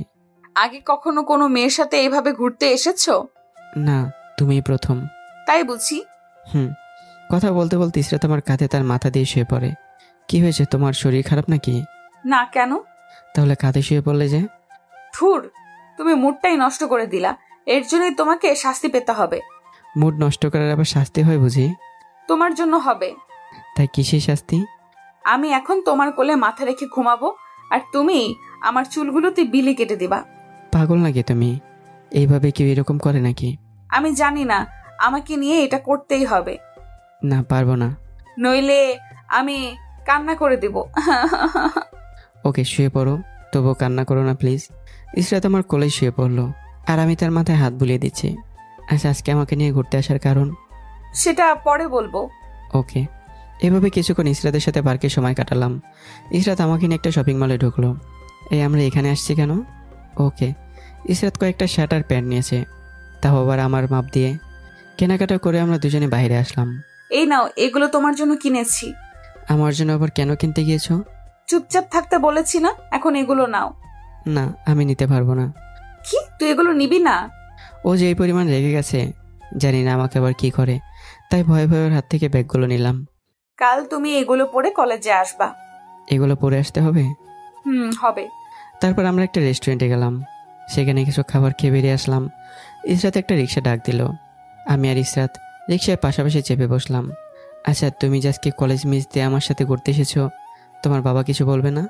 না বাবা কিছুই বলবে না। কেন? কারণ আমি কোনোদিন কলেজ মিস দেই নাই, তাই একদিন মিস দিলে সমস্যা নেই। ও। ইসরাত তার বাড়ির সামনে নেমে গেল আর আমি চলে এলাম বস্তিতে। ঘরে ঢুকে ফ্রেশ হয়ে নিলাম। বাইরে থেকে খেয়ে আসার কারণে পেট ভরে আসছে। এমন সময় চাচা আমার ঘরে আসলো। চল আজকে আমাদের সাথে খাবি। না চাচা, আজকে বাইরে খেয়ে এসেছি। বাইরে খেয়েছিস মানে একজনের সাথে ঘুরতে গিয়েছিলাম, সে আমাকে খাইয়েছে। ও, তাহলে জিরিয়ে নে। চাচা চলে গেল। আমি বসে বসে একটা বই নিয়ে পড়তে লাগলাম। পড়তে পড়তে ঘুম লেগে যায় চোখে। কখন যে ঘুমে পড়েছে তার হিসাব নেই। ঘুমতি ঘটি থেকে বিকেল হয়ে গেছে আর আমার সামনে মামা বসে একটা বই পড়ছে। আরে মামা, আপনি কখন এসেছেন? এই তো কিছুক্ষণ আগে এসেছি। আমাকে ঘুম থেকে ওঠাননি কেন? তোকে ঘুমে দেখে তোকে আর বিরক্ত করি নাই। ওকে, তা বাড়ির সবাই কেমন আছে? সবাই ভালো, কিন্তু তোর নানা খুব অসুস্থ আগের চেয়েও। সময় পেলে একদিন দেখা করতে যাব। আমার সাথে এখন আয়। না মামা, আজকে না, আরেকদিন যাব। এইভাবে মামার সাথে কিছুক্ষণ কথা বললাম। তাহলে আজকে যাই, আবার আরেকদিন আসবো। ওকে। তোর যা যা লাগবে সব আমাকে বলিস। আচ্ছা। এই বলে মামা চলে গেল। আমি উজু করে গিয়ে মায়ের কবরটা জিয়ারত করলাম। তারপর বস্তির গলিতে হাঁটাহাঁটি করতে লাগলাম। এমন সময় তানভীর কল দিল। বল। তুই কি চলে আসছিস নাকি ইসরাতের সাথে আছিস? আমি তো দুপুরে চলে আসছি। সালা, একটা কল দিতে পারলি না? মনে ছিল না, ঘুমিয়ে পড়েছিলাম আর কি। এখন তো আর আমাকে মনে পড়বে না, এখন তো ইসরাতকে পেয়ে গেছিস তাই না? শালা, তোরে পাইলে দেখামো মজা।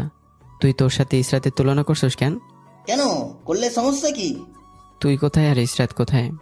থাক, আর সুনাম করতে হবে না। তাই কেন কল করেছিস?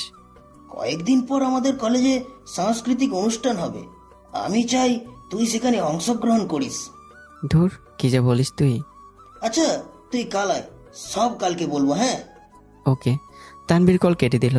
আমি বাইরে থেকে কিছু খাবার কিনে ঘরে নিয়ে আসলাম। ঘরে আসতে আসতে সন্ধ্যা হয়ে গেছে, তাই হাত মুখ ধুয়ে পড়তে বসলাম। পড়ার ফাঁকে খাবারগুলো খেয়ে নিলাম, আবারও পড়তে লাগলাম। এমন সময় কেউ একজনের কল আসলো। হ্যালো, কে বলছেন? আমি ইসরাত বলছি। ও তুমি? তুমি আমার নাম্বারটা সেভ করে রাখো নাই? মনে ছিল না, এখন করব। মনে থাকে যেন।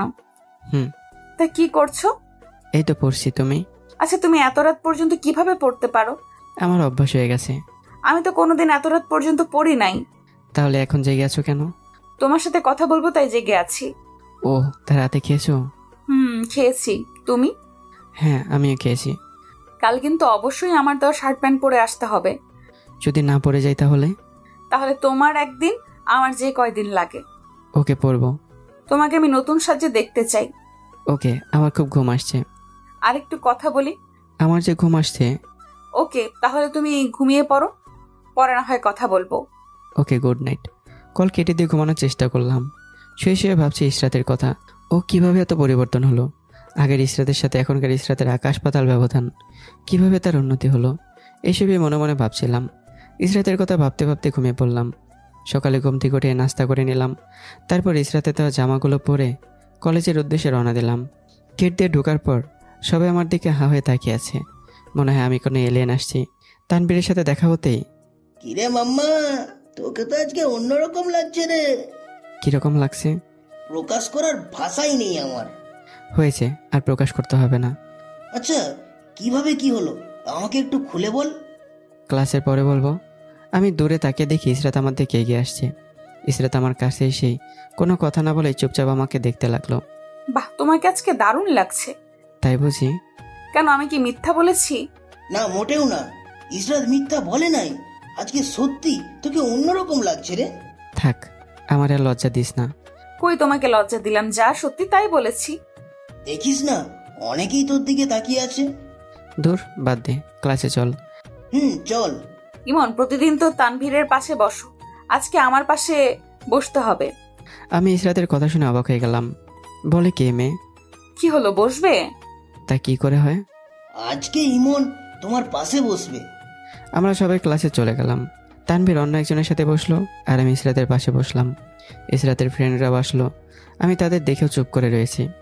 ইমন ভাইয়া, আমরা জানি আমরা অন্যায় করছি, আমাদের কি মাফ করা যায় না? মাপ তো আমি সবাইকে করে দিয়েছি। তাহলে আজ থেকে আমরাও ফ্রেন্ড। সবাই আমাকে তাদের দলে নিয়ে নিল, আর ক্লাসে এসে স্যার ক্লাস করাতে লাগলো। আচ্ছা, তুমি কি এই লাইনটা বোঝাতে পারবে আমাকে? কই দেখি। এই যে এটা। হ্যাঁ, এটা তো একেবারে সোজা। তাহলে প্লিজ আমাকে একটু বুঝিয়ে দাও না। আমি ইসরাতকে অঙ্কটা বুঝিয়ে দিতে লাগলাম। এই ছেলে, তুমি দাঁড়াও। জি স্যার। তুমি ক্লাসে মনোযোগ না দিয়ে ওই মেয়েটার সাথে কথা বলছো কেন? স্যার, আসলে আমি কথা বলছি না, আমি ওকে এটা একটু বোঝাচ্ছিলাম। বেয়াদব, ভদ্রতা জানো না? স্যারদের মুখের উপর কথা বলার সাহস কি করে হয়? আমি চুপ করে আছি। কি হলো ইমন, তুমি চুপ কেন? উনি তোমাকে ভুল বুঝে অপমান করে যাবে আর তুমি সহ্য করে নেবে? তুমি আবার এর মাঝে কথা বলছো কেন? বেয়াদবি মাফ করবেন, আপনি যা বুঝেছেন সব মিথ্যা। ইমন আমার সাথে কথা বলে নাই, বরং আমাকে বুঝিয়ে দিচ্ছিল। আপনি ওকে ভুল বলে যাবেন, এইটা তো মানা যায় না, তাই ও আপনাকে সত্যিটা বলতে চেয়েছে। আমি এতক্ষণ ভদ্রতার খাতিরে চুপ করেছিলাম, কিন্তু স্যার এবার সীমা ক্রস করে যাচ্ছে, তাই রাগ উঠে গেল। স্যার, আপনি ভদ্রভাবে কথা বলুন। আপনি এখানে আমার পরিবারকে টানছেন কেন? কি, তুমি আমাকে ভদ্রতা শেখাবি? তোর বাবা মা কি তোরে ভালো কোনো শিক্ষা দিতে পারেনি? আমি আগে একরকম ছিলাম, আর এখন আরেক রকম আছি, তাই অতি সম্মানের সাথে কথা বলছি যে সীমানা ক্রস করবেন না।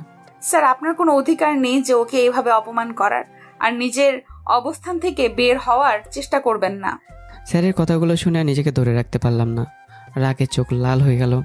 আমি স্যারকে মারার জন্য এগিয়ে গেলাম, তখনই কয়েকজন ছেলে মেয়ে এসে আমাকে ধরে ফেললো। স্যার ভয়ে ক্লাস থেকে বেরিয়ে গেল। সবাই আমাকে বোঝাতে লাগলো।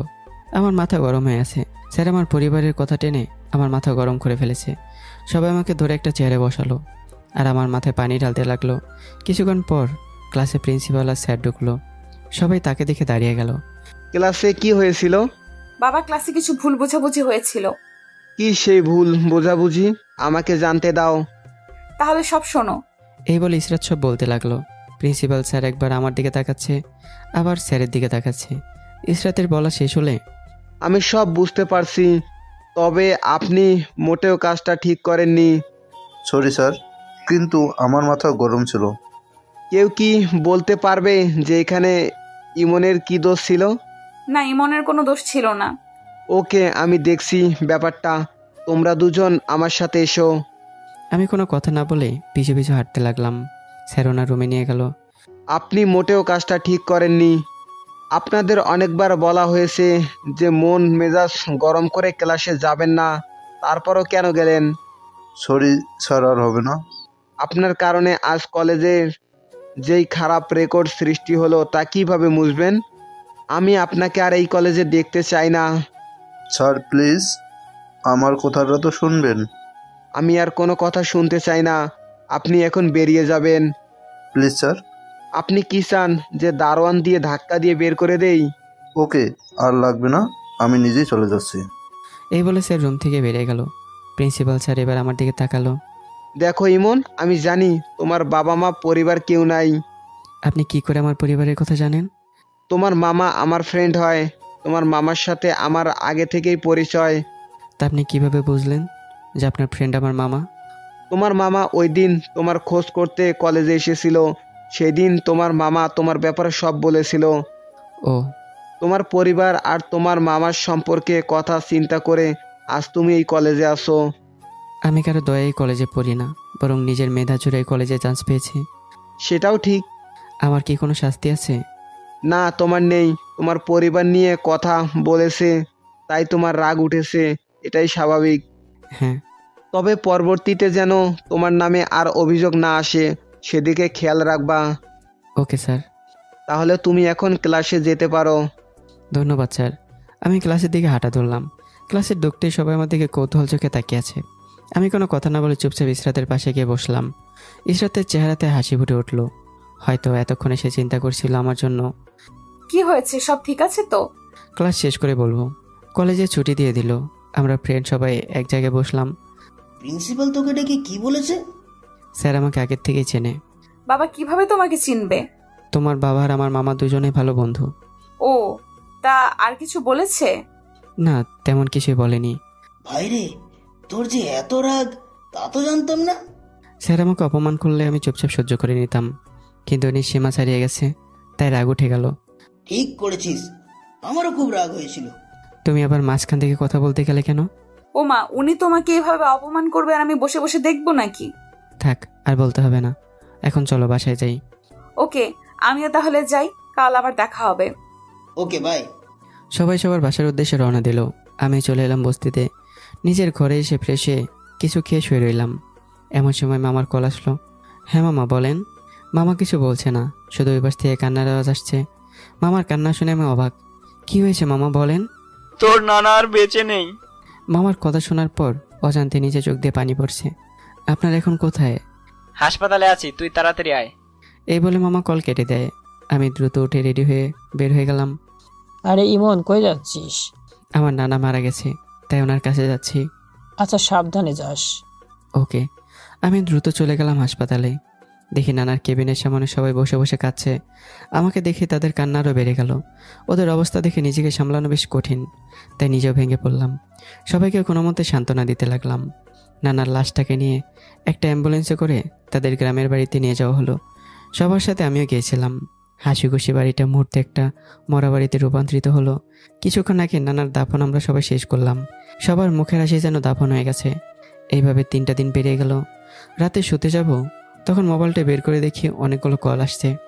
ইসরাত আর তানভীর কল দিয়েছে। হঠাৎ ইসরাত আবারও কল দিল। আমি কলটা রিসিভ করতেই, এই তোমার মোবাইল সারাদিন বন্ধ কেন? আর তুমি কোথায় গিয়েছো? আসলে আমি গ্রামে এসেছি, আমার নানা মারা গিয়েছে তাই। তোমার না পরিবারে তোমার সাথে ঝামেলা চলছে, তাহলে গ্রামে কি করছো? সব মিটে গেছে। কিভাবে? আগে আমি শহরে ফিরি, তারপর না হয় সব বলবো। ও, তাই বলে কি আমাকে একটা কল করে জানানো যায় না? আসলে কাজ নিয়ে থাকতে থাকতে মোবাইলের কথা মনেই ছিল না। এখন তোমার পরিবার কেমন আছে? আগের থেকে একটু বেটার আছে। রাতে খেয়েছো? হ্যাঁ, মাত্র খেয়ে শুতে আসলাম আর মোবাইলটা অন করলাম। আমি তোমাকে মোবাইলে না পেয়ে বস্তিতে গিয়েছিলাম, কিন্তু তোমাকে সেখানেও পাইনি। আমার জন্য এত চিন্তা কেন তোমার? চিন্তা হবে না আমার? আমি আজকে সারাদিন ঠিক মতো খাবারটাই খেতে পারি নাই। পাগল নাকি তুমি? এখন খেয়ে আসো। তোমার সাথে কথা বলার পর খাবো। বললে না তো কেন চিন্তা হচ্ছিল আমার জন্য? তুমি একটা হাদারাম, তাই বুঝতে পারছো না। বুঝিয়ে দিলে তো বুঝবো। থাক, আর বুঝতে হবে না। তাই নাকি? তাই। আচ্ছা, তুমি কাল আসবে? কালই চলে আসবো আমি। তোমার গলা শুনতে পেরে শান্তি লাগছে খুব। তাই বুঝি? আচ্ছা বাই, কিছু খাবো আমি। ওকে, গুড নাইট। কল কেটে সাথে সাথে তানভীরকে কল দিলাম। হয়তো আমার জন্য এখন চিন্তা করে যাচ্ছে।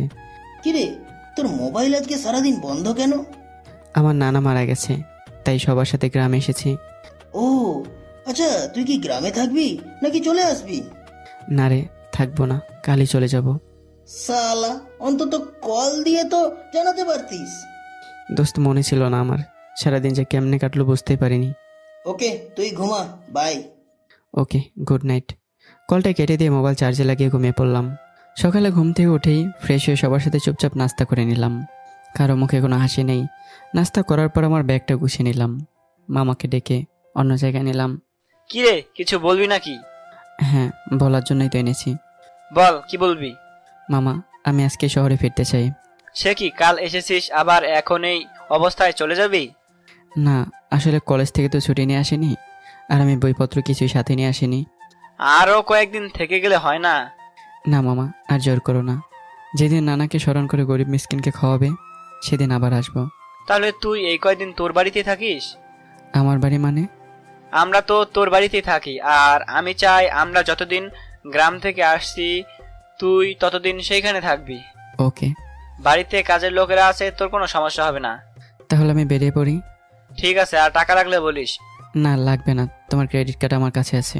ওকে, আল্লাহর নাম নিয়ে বেরিয়ে পড়। ওকে। তারপর ব্যাগটা নিয়ে নানির কাছে গিয়ে নানিকে সান্ত্বনা দিয়ে চলে আসলাম। দীর্ঘ কয়েক ঘন্টা গাড়িতে ভ্রমণ করে চলে আসলাম নিজের বাড়িতে। বাড়িতে ঢুকতে মনটা যেন হাহাকার করে উঠল। চারদিকে মনে হয় আমার মায়ের ডাক শুনতে পাচ্ছি। মায়ের কথা খুব মনে পড়তে লাগলো। আরে সাহেব, আপনি কখন এসেছেন? শাহানার কথা শুনে পেছনে তাকালাম, দেখি শাহানা তাকিয়ে আছে। এই তো মাত্র এসেছি। আপনি হাত মুখ ধুয়ে নিন, আমি খাবার বেড়ে দিচ্ছি। ওকে। আমি আমার মায়ের রুমে চলে আসলাম। এসে দেখি মায়ের ছবিটা টানানো দেয়ালে। আমি ছবির সামনে গিয়ে দাঁড়ালাম। নীরবে মায়ের কথা ভেবে 2 ফোঁটা অশ্রু ঝরে ফেললাম। মায়ের সাথে কথা না বলে আমি ফ্রেশ হয়ে খাবার খেতে গেলাম। শাহানা আমাকে খাবার বেড়ে দিল। শাহানা হচ্ছে এ বাড়ির কাজের মেয়ে। এই মেয়েটা আমাকে খুব ভালো করে চেনে। আপনাকে দেখে খুব খুশি লাগছে আমার। কেন? যখন আপনারা এই বাড়িতে ছিলেন তখন বাড়িটার চেহারা সুন্দর ছিল, আর যদি তখন ওরা আপনাকে বাড়ি থেকে বের করে দিয়েছিলেন তখন বাড়িটাকে বড্ড অসহায় লাগছিল। ও, তাই তুই এখন ওই বাড়িতে পড়ে আছিস কেন? এই বাড়িতে আমার আবুর স্মৃতি রয়েছে, তাই আজ ছেড়ে যেতে পারেনি। ও, আজ আপনাকে বাড়িতে দেখে বড্ড ভালো লাগছে, মনে হয় আগের পরিবার ফিরে এসেছে। হয়তো। জানেন, আপনার পরিবারের লোকেরা আপনার জন্য পাগল হয়ে আছে। ওনারা আপনার সম্পত্তি আপনার নামে আবার করে দিয়েছে। হ্যাঁ জানি আমি। সাহেব, একটা কথা বলবো? হ্যাঁ বল। আচ্ছা, আপনাকে যখন বের করে দিয়েছে তখন আপনি কোথায় থেকেছিলেন? একটা বস্তিতে। এখন থেকে এই বাড়িতেই থাকবেন আপনি? না রে, একটা শর্ত মামাকে দিয়েছি, যদি পূরণ করতে পারি তাহলে আসবো। ও আচ্ছা, আপনি খান। আমি আর কথা না বলেই খেতে লাগলাম। খাওয়া শেষ করে আমি রুমে গিয়ে তানবীরকে একটা কল দিলাম। কিরে বল। দোস্ত, আমি শহরে একটু আগে এসেছি। তুই এখন কই? আমি এখন আমার বাড়িতে। আচ্ছা, আমি আসবো নাকি? এখন আসবি? তুই আমাকে ঠিকানা মেসেজ করে পাঠা, আমি আসছি। ওকে, পাঠাচ্ছি। তানবীরকে ঠিকানাটা পাঠিয়ে দিলাম আর ইসরাতকে কল দিলাম। হ্যালো ইসরাত। তুমি কি এসেছো? হ্যাঁ এসেছি। আমার বাসায় আসবা? বাসায় মানে আমি আগে যে জায়গায় থাকতাম সেই জায়গায়। ওকে, কিন্তু ঠিকানা কই পাবো? মেসেজ করে দিচ্ছি। ওকে, দাও। আমি কল কেটে দিয়ে ঠিকানাটা ইসরাত আর তানবীরকে মেসেজ করে দিলাম। শুয়ে শুয়ে ম্যাগাজিন পড়তে লাগলাম। কিছুক্ষণ পর দরজায় আওয়াজ পড়লো। আমি গিয়ে দরজা খুলে দিলাম। দেখি বাইরে তানবীর দাঁড়িয়ে আছে। আয় ভেতরে আয়। তানবীর আমাকে এ বাড়িতে দেখে খুব অবাক হয়। বাড়ির ভেতরে চারপাশটা খুব ভালো করে দেখতে লাগলো। আমি তানবীরকে আমার রুমে নিয়ে গেলাম। কিরে, তুই এই বাড়ি কি তোর? কেন, কি মনে হয়? মনে হয় কোনো রাজার প্রসাদে এসে পড়েছি। তাই? ভাই, এইখানে তুই আগে থাকতি? তোর এই বিশাল বাড়ি ছেড়ে তুই বস্তিতে থাকিস কেন? এটার উত্তর তোকে আগে দিয়েছি, এখন দিতে ভালো লাগছে না। ইসরাতকে এখানে আসতে বলেছি। কেন? একা একা ভালো লাগছিল না, তাই তোদের দুজনকে আসতে বলেছি। আমার কেন জানি না মনে হয় তুই ইসরাতকে ভালোবেসে ফেলেছিস, তাই ওকে নিয়ে খুব ভাবিস তুই। ধুর বেটা, কি বলিস? ওর সাথে আমার শুধু ফ্রেন্ডশিপ, আর কিছুই না। থাক, আমাকে আর উল্টো বুঝিয়ে লাভ নেই। আমি জানি তোদের ব্যাপার। কচু জানিস তুই? কি এত কথা হচ্ছে শুনি? হঠাৎ ইসরাতের কথা শুনে দরজায় তাকিয়ে দেখি ইসরাত দাঁড়িয়ে আছে। আরে, বাইরে দাঁড়িয়েছো কেন?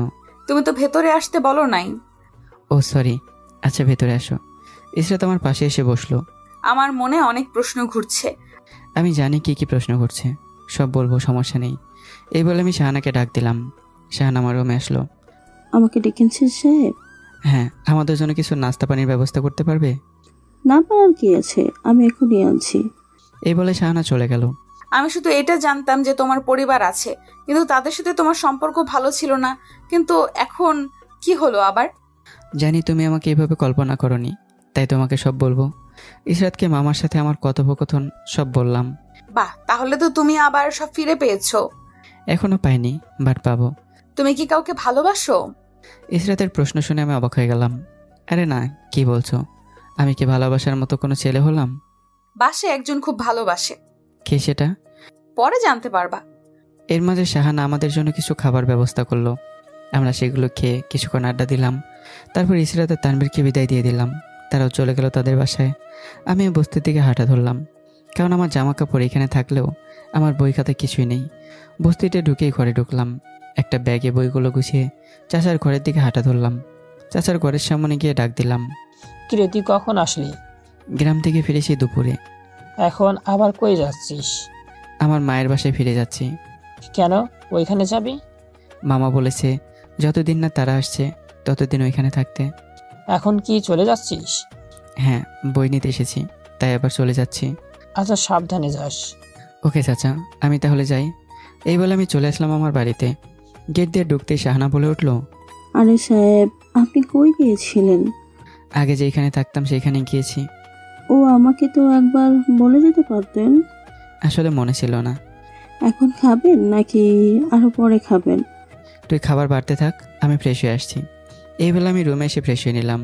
ফ্রেশ হওয়ার পর শাহানা ডাক দিল খাবার খাওয়ার জন্য। আমি গিয়ে খেয়ে চলে আসলাম। রুমে এসে ঘুমানোর প্রস্তুতি নিলাম।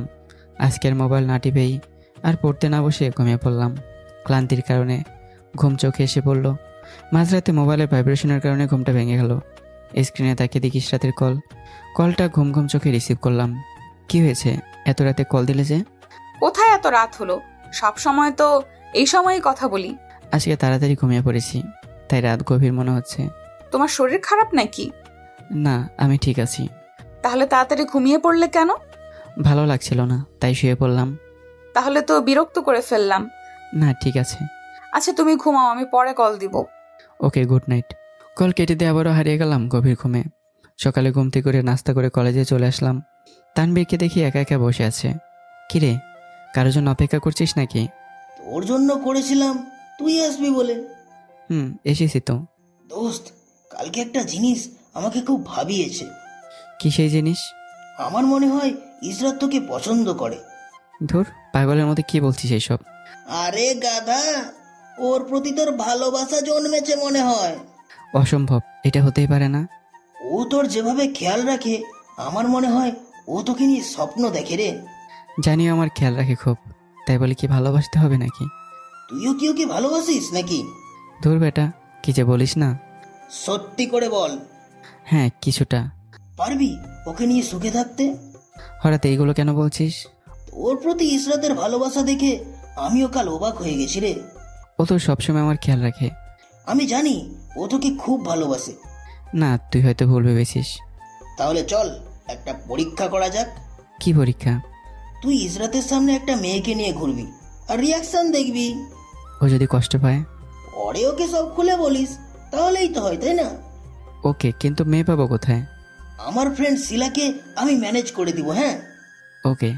দাঁড়া, আমি শিলার সাথে কথা বলি। ওকে, যা। তানভীর চলে গেল শিলাকে ম্যানেজ করতে। এদিকে ইশরাতও আসার সময় হয়ে গেছে। একা একা বসে বসে তানভীর আর শিলার জন্য অপেক্ষা করতে লাগলাম। কিছুক্ষণ পর দেখলাম তারা আমার দিকে আসছে। তানভীর আর শিলা আমার কাছে এসে দাঁড়িয়েছে। দোস্ত, ও রাজি হয়েছে। তোরা এক জায়গায় নিয়ে গিয়ে নিরিবিলি ভাবে কথা বল। হ্যাঁ যা। হ্যাঁ, আমি ইমন। আরে তোরা পরিচয় পড়ে নিস, এক জায়গায় গিয়ে বসে কথা বল। ইশরাত আসলে আমি কল দিব। হ্যাঁ ওকে। তারপর আমি এসে এক জায়গায় গিয়ে বসলাম আর আমি এসে কথা বলতে লাগলাম। কিছুক্ষণ পর তানভীর কল দিল। কিরে, ইশরাত কি এসে গেছে? মাত্র গেট দিয়ে ঢুকছে, তোরা অ্যাক্টিং চালিয়ে যা, চালিয়ে যা। ওকে। আমি কল কেটে দিয়ে শিলার হাতটা ধরলাম আর চোখে পেছনে তাকিয়ে দেখি ইশরাত অবাক হয়ে দাঁড়িয়ে আছে। আমি ইশরাতকে দেখে দেখে শিলার হাত ধরে কথা বলতে লাগলাম। কিছুক্ষণ পর অনুভব করলাম কেউ একজন আমার কলার চেপে ধরে পিছন দিয়ে নিয়ে যাচ্ছে। দূরে তাকিয়ে দেখি তানভীর ভিডিও করছে আর শিলাও হাসছে। ইশরাত কলার চেপে ধরে আরেক জায়গায় নিয়ে আসলো। আমি তাকিয়ে দেখি ওর জায়গায় পানি টলমল করছে। কি হয়েছে, এইভাবে কলার ধরে টানছো কেন? ওই মেয়েটাকে? কোন মেয়ের কথা বলছো? যার সাথে এতক্ষণ হেসে হেসে কথা বলছিলে, সেই মেয়েটা কে? ও আচ্ছা, ওর নাম শিলা আর ও আমার নতুন ফ্রেন্ড। শুধু ফ্রেন্ড? না, শুধু ফ্রেন্ড না, আমার নতুন গার্লফ্রেন্ড। কি? এখানে কাদার কি আছে? যা সত্যি তাই বলেছি আমি। তুই কি কিছুই বুঝতে পারিস না নাকি? কি বুঝবো আমি? আমি যে তোকে মনে প্রাণে ভালোবাসি। ইশরাতের কথা শুনে অবাক হয়ে গেলাম। এই মেয়ে বলে কি ওনাকে আমাকে ভালোবাসে? পাগল হয়ে গেছো নাকি? হ্যাঁ হ্যাঁ, আমি পাগল হয়ে গেছি। তোমার ভালোবাসা আমাকে পাগল বানিয়ে দিয়েছে। তোমার যোগ্য আমি নই, তাই আমার সে ভালো কাউকে নিজের জীবনসঙ্গী হিসেবে পাবে তুমি। না, আমার কাউকে লাগবে না, আমার শুধু তোমার ভালোবাসাটা হলেই হবে। এর মাঝে তানভীর আমাদের মাঝে আসলো। কিরে, কি হয়েছে এইখানে? দেখো না, ইসরাত পাগল হয়ে গেছে, উল্টাপাল্টা কথা বলছে। কি হয়েছে ইসরাত, তুমি এমন করছো কেন? ভাইয়া আপনি ইমনকে একটু বোঝান প্লিজ, ও কেন আমাকে বুঝতে চায় না। ওকে, আমি দেখছি ব্যাপারটা। তানভীর আমার হাতটা টান দিয়ে আরেক জায়গায় নিয়ে আসলো। কিরে, এই জায়গায় নিয়ে আসলি কেন? তুইও ইসরাতকে ভালোবাসিস, আবার ইসরাতও তোকে ভালোবাসে। তো ও যেহেতু মনের কথা বলেই ফেলেছে, এবার তুইও বলে ফেল। হ্যাঁ, পাগল নাকি তুই? কেন, আমি কি খারাপ কিছু বললাম নাকি?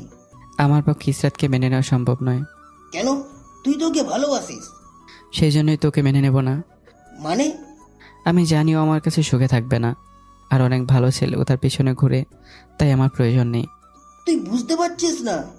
আমার আর কিছু বোঝার নেই, তুই প্লিজ এসব নিয়ে কথা বলবি না। ওকে, তুই যা ভালো বুঝিস তাই কর। আমি কোনো কথা না বলে ইসরাতের সামনে গেলাম। দেখো, আমি তোমাকে মেনে নিতে পারবো না। কেন পারবে না? আমার মাঝে কি কমতি আছে? ভাইয়া আপনি একটু বুঝিয়ে বলেন প্লিজ। তানভীর আমাকে কি বোঝাবে? আমি তোমাকে ফ্রেন্ড ভেবেছিলাম, কিন্তু তুমি যে আজ কেমন কাজ করবে এটা আমার কল্পনার বাইরে।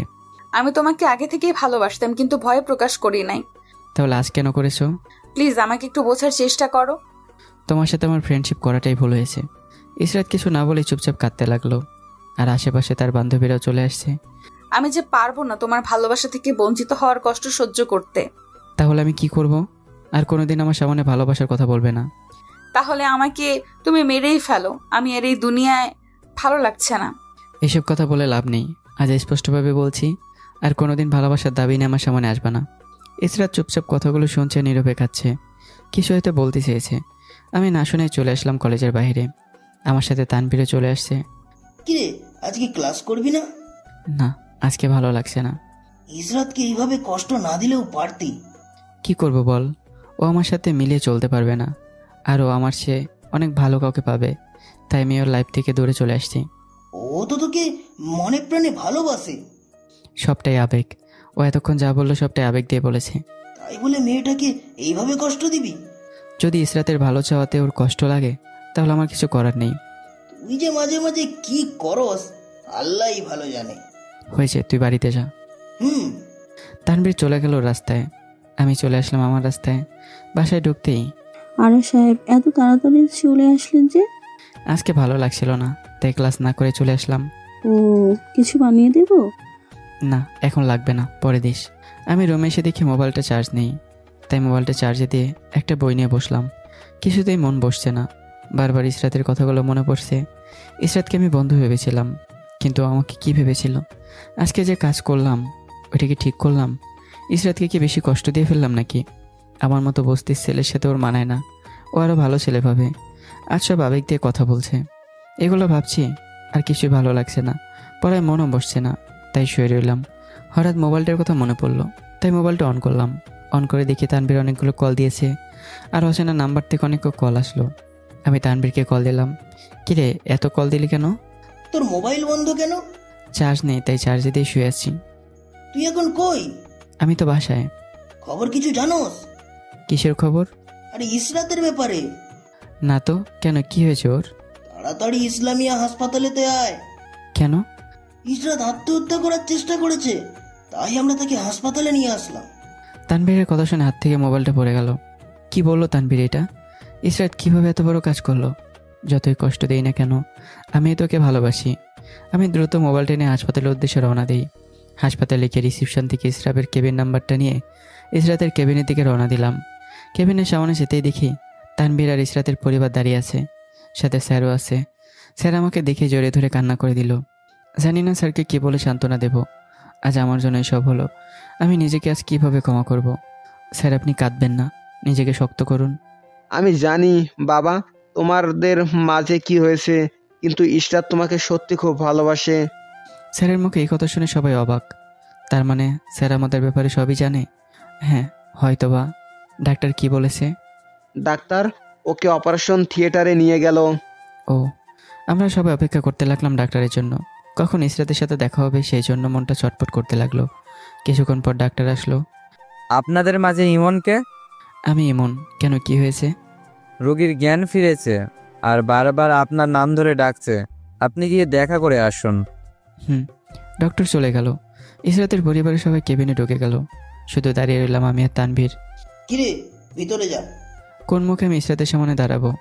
আমি যে ওর কাছে অপরাধী হয়ে গেলাম। তোকে আমি বলেছিলাম যে মেয়েটা তোকে ভালোবাসে অনেক, তারপরেও কেন তুই ওকে বুঝিস নেই? সব আমার ভুল ছিল। আজ যদি ওর কিছু হয়ে যেত তাহলে কিভাবে নিজেকে ক্ষমা করব? এইসব বাদ দিয়ে মেয়েটার কাছে যা, মেয়েটা তোকে ডাকছে। না রে, ওর সামনে আর যাবো না। ও হয়তো রাগ করে আছে আমার উপর। না ইমন, ও তোমার উপর কোনো রাগ করে নাই। পিছনে তাকে দিকে স্যার দাঁড়িয়ে আছে। ইসরাত কেমন আছেন স্যার? ভালো, মোটামুটি। ও তোমাকে ডাকছে। স্যার কিভাবে যাব আমি ওর সামনে? আজ আমার জন্য ওর এই অবস্থা। এইসব কথা বাদ দাও আর ইসরাত এর কাছে যাও, ও তোমার অপেক্ষা করছে। এই বলে স্যার আর তানভীর আমাকে কেবিনে ঢুকিয়ে দিল। আমি প্রবেশ করতেই ইসরাতের পরিবার কেবিন থেকে বেরিয়ে গেল। ইসরাত বেডে শুয়ে আছে, মুখটা অন্যদিকে ঘুরিয়ে রেখেছে। আমি গিয়ে ওর পাশে বসলাম। ওকে দেখে চোখ দিয়ে অজান্তে পানি বের হয়ে গেল। ও কোনো কথা না বলেই মুখটা অন্যদিকে ঘুরিয়ে রাখলো। আমার সাথে কথা বলবে না? আজ আমার জন্য তোমার এই অবস্থা, তুমি আমাকে মাফ করে দিও। এই কথা বলার সাথে সাথে ইসরাত আমার দিকে তাকিয়ে আমাকে জড়িয়ে ধরে বাচ্চাদের মতো কান্না করে দিল। ওর স্পর্শ পেয়ে নিজের মনকে সামলাতে না পেরে চোখের জল ছেড়ে দিলাম। ইসরাতও শক্ত করে জড়িয়ে ধরে আছে আর কাঁদছে। এই পাগলি, কাঁদছো কেন? ইসরাত হঠাৎ আমাকে ছেড়ে দিল আর আমার দিকে তাকিয়ে রইল। তুমি এসেছো? আমি হয়তো ভাবছি যে চিরতরে তোমাকে না, এমন কথা আর বলবা না। ইসরাতের মুখ চেপে ধরলাম। তুমি আমাকে একা পেলে কোথায় যাবে? তুমি তো আমাকে ভালোবাসো না, তাই আমি কিভাবে তোমার পাশে অন্য মেয়েকে সহ্য করব? কে বলেছে আমি তোমাকে ভালোবাসি না? আমি তোমাকে অনেক ভালোবাসি। না, তুমি মিথ্যা বলছো। যদি আমাকে ভালোবাসতে তাহলে আর এভাবে কষ্ট দিতে না। এই বলে ইসরাত মুখটা ঘুরিয়ে ফেললো। আমি ওর থুতনি ধরে মুখটা আমার দিকে ফিরে আনি। তোমাকে কষ্ট দেওয়ার জন্য আমি সরি। তোমাকে কষ্ট দিয়ে যে আমি বেশি কষ্ট পেয়েছি। তুমি কষ্ট পাবে কেন? তোমার তো নতুন গার্লফ্রেন্ড আছে। না, আমার কোনো গার্লফ্রেন্ড নেই। ওগুলো সব নাটক ছিল। নাটক মানে? তাহলে সব শোনো। ইসরাতকে আজকের সব ঘটনা খুলে বললাম। তাহলে এইটা ছিল কাহিনী? হুম। তবে রে। এই বলে ইসরাত আমার বুকে কিল ঘুষে মারতে লাগলো। এই কি করছো? আমার লাগছে তো। লাগুক, আজকে তোমাকে মেরেই ফেলবো। পারবে আমাকে ছেড়ে থাকতে? এই কথা শোনার পর ইসরাত মারা বন্ধ করে দেয় আর আবার আমাকে জড়িয়ে ধরে। না, কখনোই পারবো না তোমাকে ছেড়ে থাকতে। তাহলে আজ আত্মহত্যা করতে গিয়েছিলে কেন? যদি তোমার কিছু হতো তাহলে আমি যে সারা জীবন নিজের কাছে অপরাধী হয়ে যেতাম। সরি, আমাকে মাফ করে দাও। আমি আর কখনো এমন কাজ করব না। প্রমিস করো। প্রমিস। আজ সারাদিনে কিছু খেয়েছো? খেয়েছি। না, আজকে তুমি কিছুই খাও নাই, তোমার মুখ বলে দিচ্ছে। না, খেয়েছি সত্যি। একদম মিথ্যা বলবা না। কেন খাও নাই? এখন বাসায় গিয়ে খাবো। ওকে, তাহলে তুমি বাসায় যাও আর খেয়ে আমাকে কল দিবা, তারপর আমি খাবো। আমি কখন খাই তার ঠিক নেই, বরং তুমি খেয়ে নিও। না, আগে তুমি তারপর আমি। এখন বাসায় যাও। ওকে, নিজের যত্ন নিও। বাড়িতে চলে আসলাম। দেখে স্যার আর তানভীর দাঁড়িয়ে আছে। কথা শেষ হয়েছে? হ্যাঁ আচ্ছা স্যার, তাহলে আমি বাসায় যাই। সেটাই, যাও। দরকার হলে একটু কষ্ট করে জানাবেন, আমি আসার চেষ্টা করব। ওকে। আমি আর তানভীর চলে আসলাম হাসপাতালের বাইরে। কিরে, ইসরাত কি বলেছে? পাগলাম করছে, আর কি করবে। এইরকম একটা মেয়ে পাওয়া খুব কঠিন যে এত খেয়াল করবে তো। আচ্ছা, আমি গেলাম তাহলে। ওকে। আমি চলে আসলাম বাসায়। আপনি কোথায় গিয়েছিলেন? একজন অসুস্থ ছিল, তাই দেখতে গিয়েছিলাম। আপনি ফ্রেশ হয়ে আসুন, আমি আপনার জন্য খাবার বেড়ে দিচ্ছি। ওকে। রুমে এসে মোবাইলটা চার্জ দিয়ে ফ্রেশ হতে চলে গেলাম। ফ্রেশ হয়ে খাবার খেয়ে রুমে এসে ইসরাতকে কল দিলাম। কল দিতে দেরি, কিন্তু রিসিভ করতে দেরি হয়নি। হয়তো আমার অপেক্ষায় ছিল। এই আমি খেয়েছি, তুমি এবার খেয়ে নাও। সত্যি খেয়েছো তো? হ্যাঁ রে বাবা, খেয়েছি। ওকে, তাহলে আমিও খাবো। খাওয়ার পর আবার কল দিব। Okay, bye. Bye, love you. Call কেটে দিয়ে ঘুমিয়ে পড়লাম। দুপুরে ঘুমানো আমার একটা অভ্যাসে পরিণত হয়ে গেছে। ঘুম থেকে উঠলাম বিকেলে। মোবাইলটার দিকে তাকিয়ে দেখি ইসরাত অনেকগুলো কল দিয়েছে। আমি আবার কল দিলাম ইসরাতকে। এতগুলো কল দিয়েছো কেন? তোমাকে না বলেছি খাবার খাওয়ার পর কল দিব? উফ, মনেই ছিল না। আসলে ক্লান্ত থাকার কারণে ঘুমিয়ে পড়েছি। তোমাকে এখন কাছে পেলে ঘুষি মেরে নাক ফাটিয়ে দিতাম। না, ফাটিয়ে দিলে তো আমাকে দেখতে খারাপ লাগবে। তখন তুমি কি প্রেম করবে? করব। আচ্ছা, আমি কি এখন আসবো হাসপাতালে? না থাক, তোমার কষ্ট করে আসতে হবে না। কাল আমাকে রিলিজ করে দিবে। ওকে। তোমার পরিবার আছে তোমার পাশে? না, শুধু বাবা আছে পাশে। আচ্ছা, স্যার কিভাবে জানে আমাদের ব্যাপারে? আমি বাবাকে সব জানিয়েছি। পাগল নাকি তুমি? আমাদের ব্যাপারে কেন বলেছো? বলেছি ভালো হয়েছে, তোমাকে কাছে পেতে আর কষ্ট হবে না। বাহ, তোমার তো অনেক বুদ্ধি। এত বুদ্ধি নিয়ে থাকো কিভাবে? আচ্ছা তোমার সাথে পরে কথা বলছি, বাবা এসেছে। Okay bye. ইসরাতের সাথে কথা বলার পর ছাদে গিয়ে কতক্ষণ হাঁটাহাঁটি করলাম।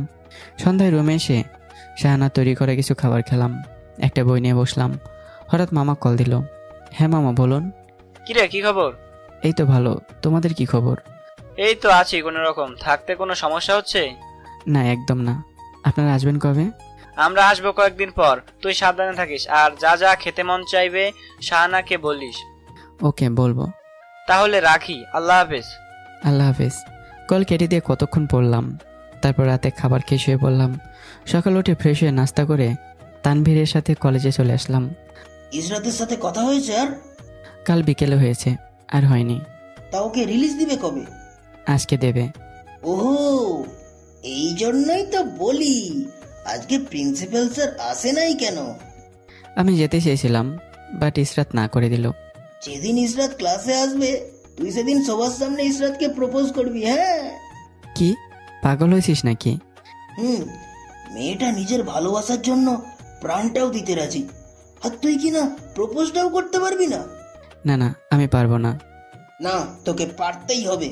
কিন্তু দোস্ত। আর কোনো কিন্তু নাই, তুই প্রপোজ করবি, এটাই আমার শেষ কথা, ব্যাস। ওকে করব। মনে থাকে জানো।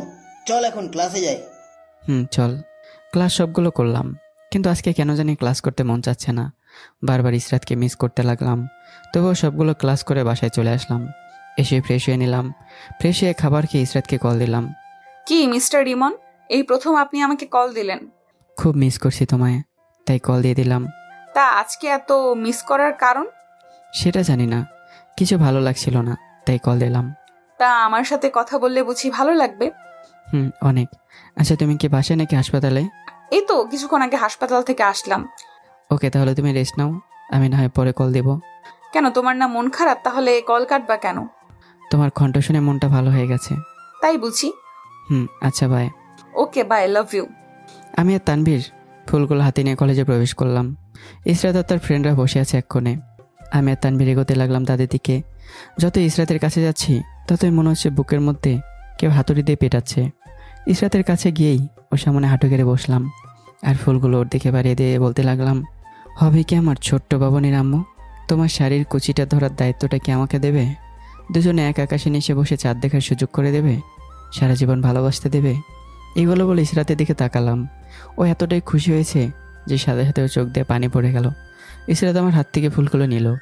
সবাই আমাদের হাততালি দিয়ে অভিনন্দন জানালো। হঠাৎ ইসরাত এমন একটা কাজ করে বসলো যার জন্য আমি প্রস্তুত ছিলাম না। দেখুক, তাতে আমার কি? তোমাকে কাছে পেয়েছি আর ছাড়বো না। কিরে, কই হারিয়ে গেলি? এই শালা, তুই আমাকে চিমটি কাটলি কেন? তোকে সেই কখন থেকে ডাকছি, তুই শুনেও চুপচাপ দাঁড়িয়ে আছিস। তাই বলে কি এত জোরে চিমটি দিবি? ওকে বাবা, সরি। এখন বল ইসরাত কি বলেছে? ইসরাতের কথা ভাবছি রে। ও যে কি বলে গেল সেটা ভাবতেই শরীর কাটা দিয়ে উঠছে। তা তো বুঝলাম, বাট কি বলে গেছে সেটা তো বললি না। ইসরাত আমাকে বিয়ের প্রস্তাব দিয়েছে। তুই বল আমি এখন কি করি? সত্যি? সাব্বাস, ইসরাত একটা কাজের মতো কথা বলেছে। ওর বিয়েতে আমরা অনেক মজা করবো রে। শালা আমি আছি টেনশনে আর তুই আছিস মজা নিয়ে। ঠিকই তো, এইবার তোকে বিয়ে করতেই হবে। ইসরাতের সাথে আমি একমত। শালা তুইও তো দেখছিস ইসরাতের মতো পাগল হয়ে গেছিস। পাগল হয়েছে কিনা তা জানি না, তবে আমি জানি এইবার তোকে বিয়ে করতেই হবে। ওকে, দেখা যাবে, এইসব নিয়ে পরে ভাবা যাবে। আর এখন ক্লাসে চল। চল। আমি তানভীর ক্লাসে গিয়ে ক্লাস করতে লাগলাম। আমি মাঝে মাঝে ইসরাতের দিকে আর চোখে তাকাচ্ছি, আর সে আমার দিকে মোটেও তাকাচ্ছে না। সে আছে তার বন্ধু বান্ধবীদের নিয়ে। ইসরাতকে আজ খুব হাসি খুশি দেখাচ্ছে। সবগুলো ক্লাস করে বস্তিতে আসার সময় ইসরাত দূর থেকে বলে দিচ্ছে, আমি কিছু বলতে যাব, ঠিক তখনইও চলে যায়। আমি আর 7-5 না ভেবে চলে আসলাম। বস্তিতে এসে ঘরে ঢুকে ফ্রেশ একটা হোটেলে গেলাম। সেখান থেকে কিছু খাবার খেয়ে আবারও বস্তিতে ফিরে এলাম। আজকে সারাদিন চাচার সাথে দেখা হয়নি, হয়তো তিনি এখন রিক্সা চালাচ্ছে। আমি আমার ঘরে এসে শুয়ে পড়লাম। ঘুম থেকে বিকেল উঠে বস্তির অলিগলি দিয়ে কতক্ষণ হাঁটলাম। সন্ধ্যায় বাসায় ফিরলাম। ঘরে এসে সাথে সাথে পড়তে বসলাম। কিছুক্ষণ পড়ার পর কেউ জানি আমার দরজায় টোকা দিল। আমি বই বন্ধ করে দরজা খুললে তো অবাক হয়ে যায়। এ কি, ওনারা আমার ঘরের সামনে কি করছে? আমার সামনে ইসরাত স্যার আর মামা দাঁড়িয়ে আছে। আরে স্যার আপনি? বাহিরে দাঁড় করিয়ে রাখবো নাকি ভিতরে আসতে দিবে? ও সরি। আপনারা আসুন, বসুন। ওনারা ভেতরে এসে বসলো। ইসরাত ঘরে ঢোকার সময় আমাকে একটা চোখ টিপ দিয়ে ঢুকলো।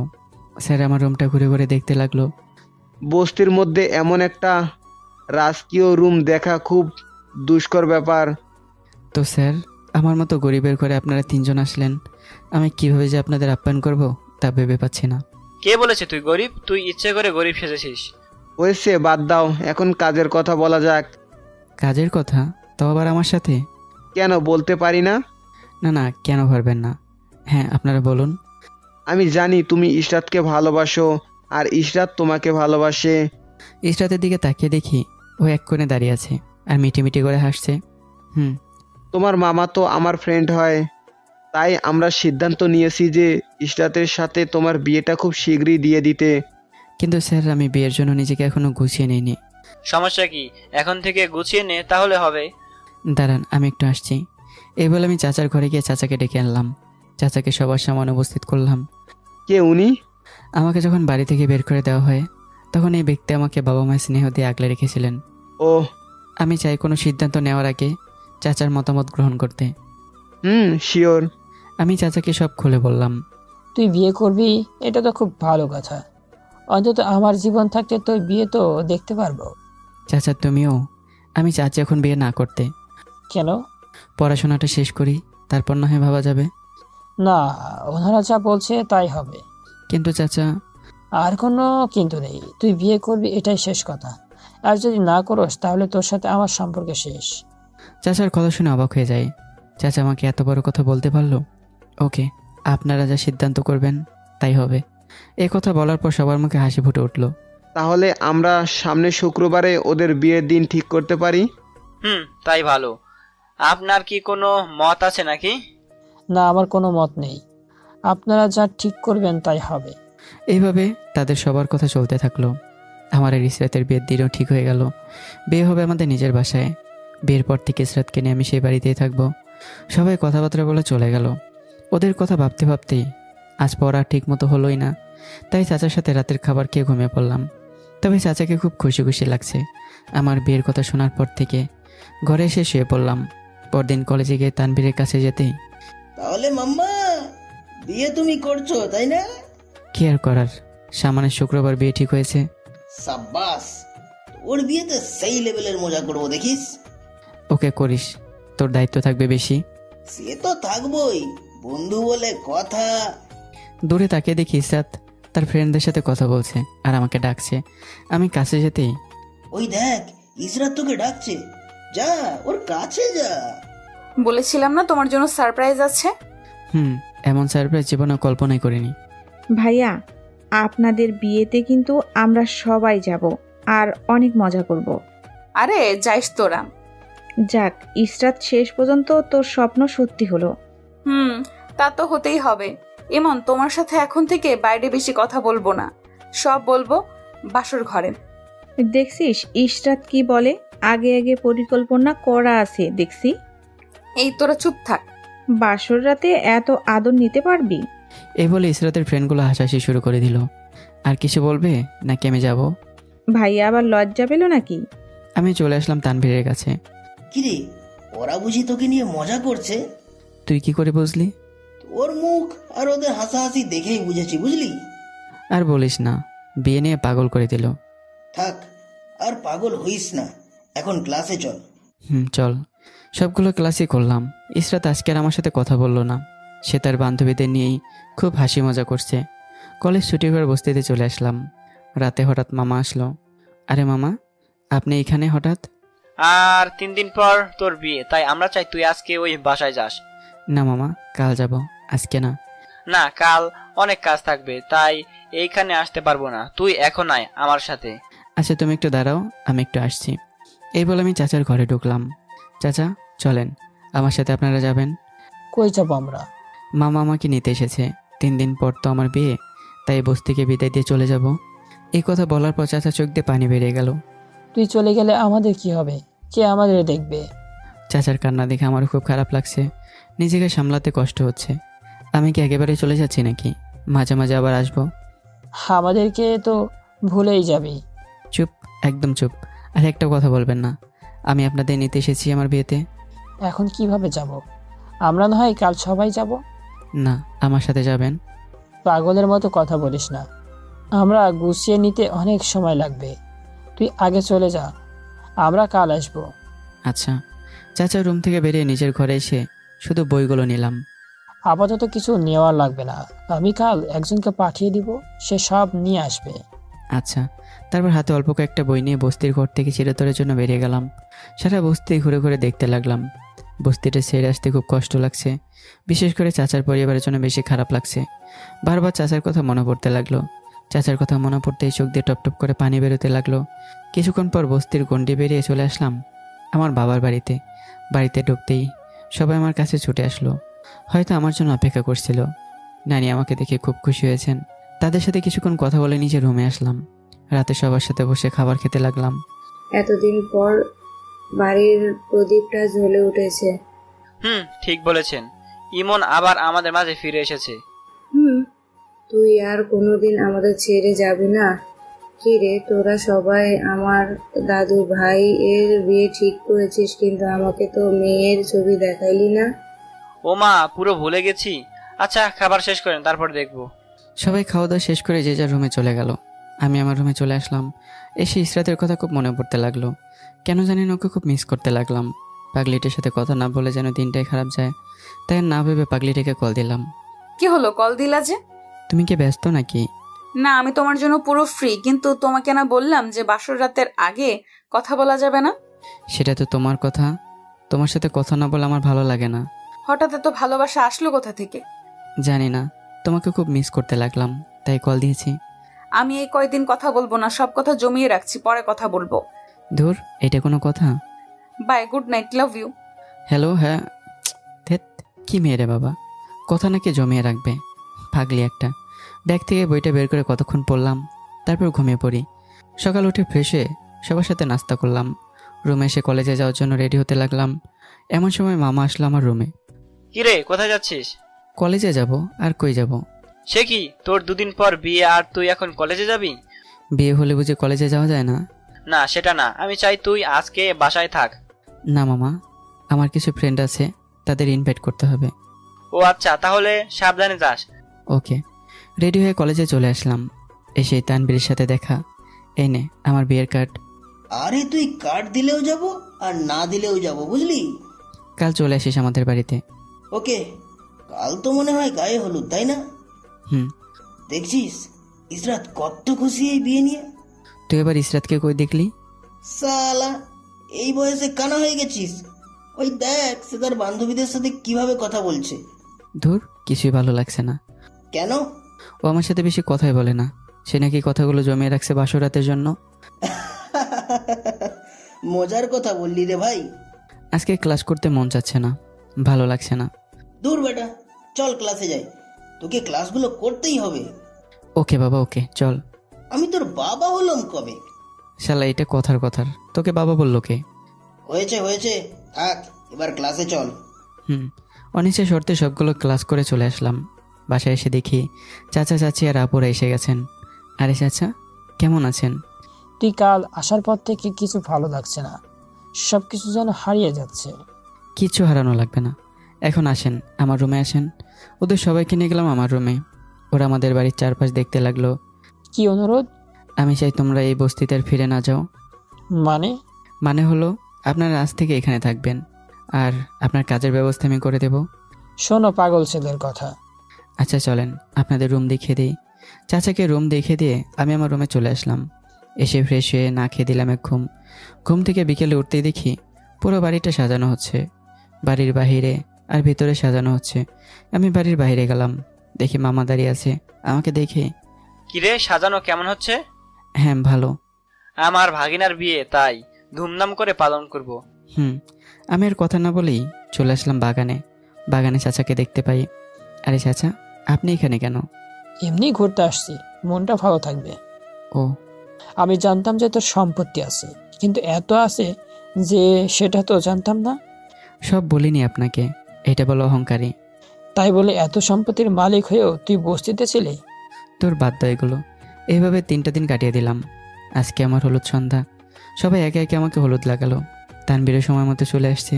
বাড়িতে অনেক মেহমান আসছে, পুরো বাড়িতে মেহমানে ভরপুর। হলুদের কাজ শেষ করে আমি ছাদে বসে আছি। হঠাৎ কেউ একজন আমার কাঁধে হাত রাখলো। তাকে দেখে তানবীর, কিরে তুই ছাদে কি করিস? যা গিয়ে ঘুমা। এই প্রশ্নটা আমার করা উচিত ছিল। তুই এইখানে বসে বসে কি করছিস?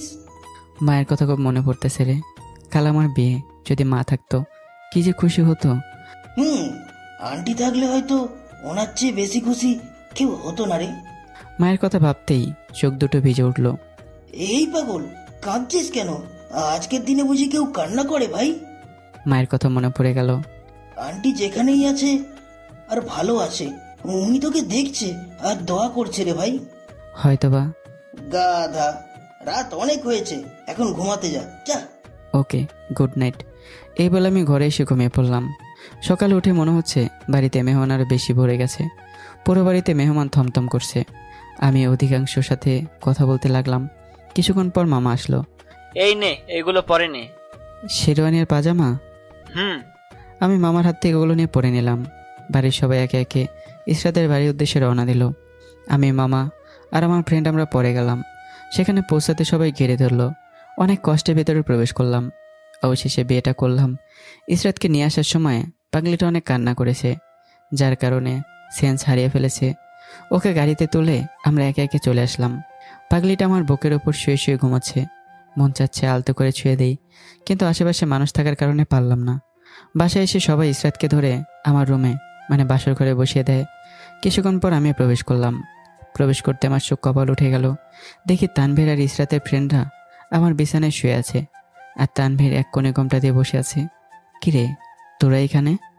তোকে না বলেছিলাম যে তোর বাসর রাতে তোর আগে আমি যাব? বলেছিস, এখন যা। কেন যাব? আমরা যাব না, আজ আমরা সারা রাত থাকবো।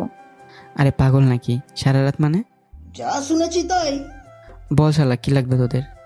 এই তো তুই বুঝতে পেরেছিস, এই জন্য তোকে এত ভালোবাসি রে দোস্ত। আমাদের সবার 10,000 টাকা দিতে হবে। কি 10,000 টাকা? আমার কাছে তো এত টাকা নাই এখন। তাহলে টাকা জোগাড় করে বাসর করিস, আমরা এখন এইখানে ঘুমাবো। হ্যাঁ। আরে ধুর, এনে আমার কাছে টাকা নেই, কার্ড আছে, যত টাকা লাগে তুলে নিস। এই কথা বলার পর তানভীর আর ইসরাতের ফ্রেন্ডরা কার্ড নিয়ে চলে যাচ্ছে আর বলছে, এই যে আজকে কিন্তু বিড়ালটা মারতেই হবে তোকে। হ্যাঁ। না, আমি বিড়াল না, ছাগল মারবো। যাই মারিস না কেন সফলতার সাথে মারিস, নাহলে পুরুষ জাতি তোকে ধিৎকার জানাবে, মনে রাখিস। শালা যাবে এখান থেকে? ওকে ওকে, যাচ্ছি। এই বলে তানভীর চলে গেল। আমি গিয়ে ইসরাতের পাশে বসলাম। আস্তে আস্তে তার ঘোমটা তুললাম। তুলে আমি অবাক হয়ে দাঁড়িয়ে গেলাম। হঠাৎ করে ইসরাতের রূপ এত বেড়ে গেল কেন? অজান্তে মুখ থেকে মাশাআল্লাহ কথাটি বেরিয়ে গেল। কি হলো, দাঁড়িয়ে দাঁড়িয়ে কি দেখছো? আমার বিয়ে করা বউকে দেখছি। তাই বুঝি? তা আগে দেখেন নাই? দেখেছি, বাট এই সাজে তো আর দেখিনি। তাই বুঝি? তা ওরা কত টাকা নিয়েছে? সব শোনার পর আবারও প্রশ্ন করছো? তুমি তো পুরো কার্ড দিয়ে দিয়েছো, না জানি কত টাকা খরচ করবে। থাক, সেটা নিয়ে আমাদের ভাবার নয়। আজ আমাদের বিবাহিত জীবনের প্রথম রাত, তাই আমি চাই দুজনের নফল নামাজ আদায় করতে। সেটাই। তারপর আমি আর ইসরাত দুজনের নফল নামাজ পড়ে নিলাম। আমার মনে অনেক কথা জমে আছে, এতদিনের আজ সব বলবো। না, আজকে শুনবো না। তুমি এতদিন আমার সাথে কথা বলোনি। না, তোমাকে আজ শুনতেই হবে। আমার খুব ঘুম পাচ্ছে। হঠাৎ ইসরাত আমার উপর ঝাঁপিয়ে পড়লো। এই কি করছো? নামো বলছি। আজ আমি তোমাকে যা বলবো তোমাকে তাই শুনতে হবে। আচ্ছা, শুনবো। আজকে আমাকে অনেক আদর করতে হবে, নিজের বুকে শুতে দিতে হবে। না, আজকে অনেক ক্লান্ত, তাই আদর করতে পারবো না। ওকে, তাহলে এটাই থাক। আমার ঘুম পাচ্ছে। এই বলে লাইট অফ করলাম। ইসরাত যেই কিছু বলতে যাবে তখনই আমি ঠোঁটগুলো আমার দখল করে নেই। ও আমার স্পর্শে পেয়ে চুপ হয়ে শুয়ে রইল। এরপর আস্তে আস্তে হারিয়ে যেতে লাগলাম দুজনের মাঝে।